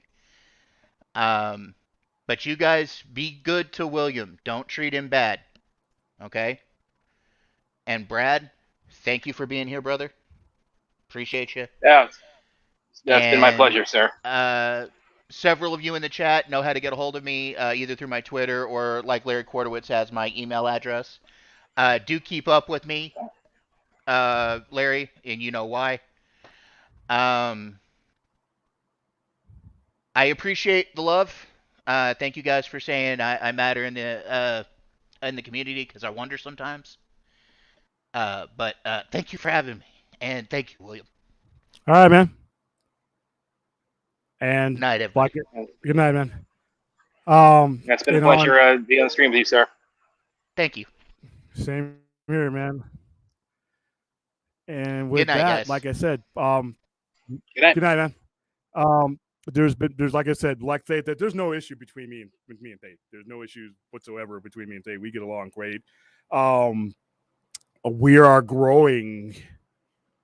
A lot of us are just growing onto our own things. Like, if you go back to the very first time that we streamed together, we've both developed things and developed our channels and our content, and to the point where we're not the same show as show number one. And as that climate changes, you start looking at things and projects you want to do. And I think State is going to be brilliant in his space. And there's a lot of creativity that I look forward to State doing in his space. And I fully support him, and a lot of it is just weird because we came in as part of the Point Extra Lounge, and we never expected to be, one of the primary, shows while it was an absence. So a lot of that is just we've grown in a different direction to the point where we're working on different things. This channel has changed completely. Brad, you see Brad here. I mean, we're adding things, we're doing different things, we're doing things differently. So there's going to be times where you want to go ahead and pursue those things. Plus, it's a lot to be in streaming. I'm learning that right now. It's a lot, especially if you have things going on, and if you've been paying attention to when he's been on the channel, there's been things going on. This is a lot to do in conjunction with those things. So listen, the door is open. But when he, if he comes back, the door is always open. There's a spot for him in here. He can pop up on this channel wherever he wants. So there's no animosity between me and him. He just wants to go ahead and move on to something different. He's got some plans. I've heard of those plans. It's gonna be cool. So, it's been fun streaming with him. It will be fun streaming with him in the future. And but yeah, we wanted to put that out there because a lot of times in this community, if he would have just up and go or something happened, somebody would interpret it like William had it. No, and it's not even creative differences either. It's just we've evolved into things that he wants to go work on his own thing and get his own thing going, and it be stayed, and I can completely understand that. So let's see. Likewise, just wish him all the best on it. Brad is an asshole. Wrong movie. It's a Rocky Horror Picture Show reference. I saw that and had to laugh. All right. So let's see. I want to make sure that we've covered. Oh, we didn't cover the writer strike. Still no news. Didn't. Well, they had their. I mean, yeah. That's kind of. I mean, did they have their meeting? Decide their meeting? Yeah, pretty much. They had what I've seen is they had the yesterday they had it was AMT, PTP, and WGA. They had a meeting to hash out. Okay, can we work something out here? And then WGA came away and said, okay, we're gonna evaluate what was offered to us over the next week or so, and then we'll give an answer. But I mean, they're keeping that very hush hush, and that I'm not particularly optimistic that they're like, okay, we this is it, because I think they even said WGA that even if we get our deal, it's like we're not going back to work until SAG gets theirs. So this is still I don't sense that we're like Wednesday. This is like, okay, all back to business as usual. Yeah, I'm exhausted with this strike. So, all right. You know what? We actually covered The Exorcist. I put The Exorcist in the thumbnail because even though I don't have the highest hopes of this sequel, the director just passed away. About a week ago? Yeah, that roughly so, yeah. And I was just thinking about right before he passed away, I was watching Exorcist 3 because it's one of my favorite, horror movies of all time. And it is a very eerie, underrepresented movie. And then literally the next day he passes away. Wow. And I'm like, wow. I don't know, I'm not, he was 87. So it's not like, but wow, and it's just that The Exorcist, it doesn't scare me like it scares people, but it is a quality, top-notch movie. And it really led to a genre of exorcist and possession movies that, to me, most of which have not touched it to this day, 50 years later. It set a standard that still hasn't been touched to this day, in my opinion. Yeah, and I remember, like, again, as I was in, there's another thing to indicate my youth, comparatively speaking, among the everybody on the stream and on the channel tonight. Because I remember they had like the re-release with extra footage, in 2000, and the hype was always the scariest movie I've ever seen. I mean, I was afraid to approach it for the longest time just based on that tagline, and certainly, when they added, it's like it's the version you've never seen, and it's like, I'm trying to think, like, thinking back to my initial reaction upon seeing the first Exorcist. I mean, it's still very powerful. I mean, it's I don't think it gave me nightmares necessarily as I was fearing. It's like I did process it fairly well, but other than the one scene we were tiptoeing around earlier, that's still probably kind of like a ooh. Yeah, and this is a very vulgar movie, by the way. I mean, oh hell yeah, it's very vulgar, even by 1973 standards. So rest in peace. William Friedkin. Go ahead. Yeah, I was just agreeing. Yeah. And we lost Pee Wee. We lost Pee Wee this week, and I put Pee Wee in my thumbnail, and I forgot to mention him the night that I put him in my thumbnail, and I'm like, I'm going to hell. 7 years old, fighting a secret battle of cancer. That's why I say, guys, listen. And we have. It seems like every week we are on here. We are talking about someone whose life has been cut short. Now we're thinking he's 87 years old, so we're not, we're not talking about a spring chicken. We're talking about somebody who had a good run. But we're talking about that one guy from Angus Fetch, the guy who died from Euphoria, Sinead O'Connor, Pee Wee Herman, who was 70, but he didn't, he died of cancer. He didn't just die of old age. And he kept that under wraps for a really long time. 6 years. 6 years. Take heart and appreciate every second that you have, not just alive, but in good health.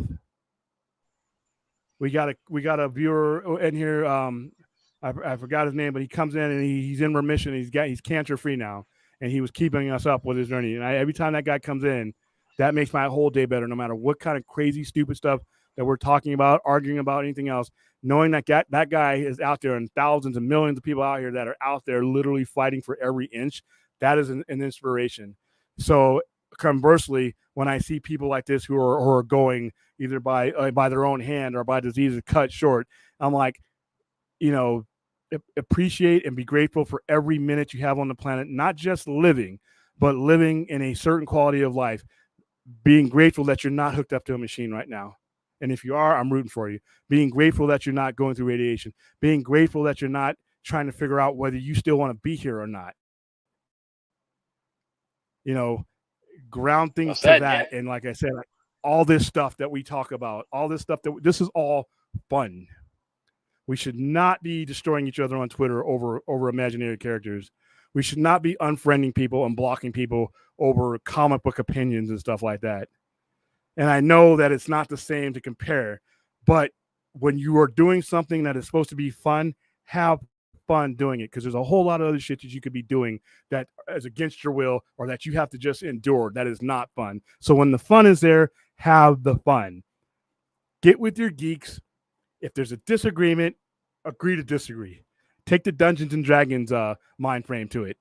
You know what? You didn't agree with that campaign. You're just going to flip over the table? No, because there's worse things that could happen to you during that day. So these goings and comings and goings are really shaking me to the point to where it's like I got to look around and wonder if my days are really that bad. You know, if something I can't accomplish because I don't have the resources, is that bad? It sucks, yes, but is it as bad as somebody fighting cancer for 6 years? Is it as bad as somebody not understanding how much they mean to people? It's not that bad. My stuff is child's play compared to some of the people that are coming and leaving us at this point. So just remember all that the next time you want to block somebody over whether a certain version of a movie is going to be made or whether a certain actor or actress has a contract or if a director or somebody lied to you. Remember what the topic is. If it's something about, let's say, Wonder Woman, remember one thing. You are talking about Wonder Woman, a fictional character that was created for fun. We're talking about Superman, a non-existent Kryptonian that was created for fun. They didn't create these characters to tie our intestines in knots. So there you go. And to kind of ping pong off of that, because with what you said at the opening of the show, yeah, we didn't.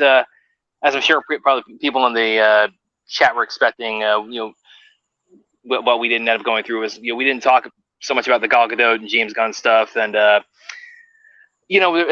reason being is pretty much what William said. Is like, I mean, it's not that this topic is is something that's not close to us or that we don't think is relevant. It's just that at a certain point, especially on a live stream, we have other topics we want to talk about. I mean, you can just end up chasing your tail on this, especially with the strike going on when we don't have sufficient information, probably are not going to have sufficient information for the foreseeable future. And I've with my work on Screen Rant, I've written several articles, within the last 2 weeks with this kind of last explosion of Snyderverse related stuff, where I've kind of laid out the situation as I feel is pretty good way to analyze it. And we and I talked about some of that in the previous stream. So. But we wanted to kind of just jump into some other topics tonight. So if you still are wanting some thoughts on that, I have a few articles on Screen Rant about everything pertaining to whether it's the Batfleck reveals, Snyderverse teases, Gal Gadot, Gunn, DC Studios, all that. Just go check all that out. I hope that I laid it out pretty good for everybody there. Yeah, and don't like I said, don't take this information and don't take what you're learning from these outlets as a means to begin a conflict. It doesn't need to be that way. And like I said, I know there are people out there that bait us and with stupid topics, that bait us with dumb thumbnails and just want to stick it to certain fandoms. And here's the one thing, and I've realized here and fairly recently, if you're somebody that does something, says something, and posts something just to stick it to a particular fandom, that's stupid. You're wasting you're wasting your oxygen. If that is your target goal, then man, there's no redeeming you. You're gonna have to redeem yourself. So. All right, guys. I think we covered everything. It was a very, very diverse show. We covered Megadeth, other bands like them. We covered The Exorcist. We covered Daredevil, Born Again. We covered the writer's strike as much as we can because we don't know shit yet. It's pretty much. I mean, it's where it stood last week. We answered a lot of questions, and we So we answered a lot of questions. We invited a lot of people into the conversation. I think this is one of our best well-rounded shows. And as we add more topics to the show, as the show transforms and starts moving away from certain topics and towards certain topics, I think the show has been a lot more enjoyable. I think obviously we had to speak on certain situations last week because that's when they broke. And we'll always cover breaking news to a point. I'm not going to beat myself over the head with it. We're going to cover it to the point, and then we're going to move on. But I think these last two shows have been two of my favorite shows of the entire run that I've had the Saturday show, simply because they've been well-rounded, and there's been, in my opinion, nobody involved in the conversation that was left out of the conversation. It was a big room, and we had enough room for everybody to be invited in and play a part. So with that, I have done my job. I have shepherded you, especially you guys on the East Coast and Midwest, to the other side of the weekend. We are now on Sunday for most of you. Brad, where can they find you? Yeah, you can find me on Twitter and Vero at is Brad Curran. I'm also on Facebook occasionally at the same name. You can also find my work on Screed Rant and on Kung Fu Kingdom. And and you see me on here on Saturday nights fairly often now. All right, guys, that's it. I don't know if I'll stream tomorrow. I'll probably have a certain burst of energy and jump on, but who knows? If it is, it'll be an open mic, and anything that you were holding back on tonight, you can probably throw at me then. And who knows? Maybe we'll talk some more stuff that we actually enjoy. I enjoy talking heavy metal. I enjoy talking horror movies. I enjoy talking comic books, and that's what I'm trying to do these days. Is talk about things I enjoy. That might not get us the most views. It might not be the most attractive thing, but it's where I want to spend my 2.5 to 3 hours. It's where I have fun. And I opened up my business and started this conversation because that's the world I wanted to live in. So thank you guys for being part of that world. Please like and subscribe both my channel and the Poindexter Lounge.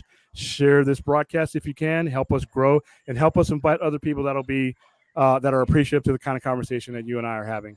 Good night, guys. Take care.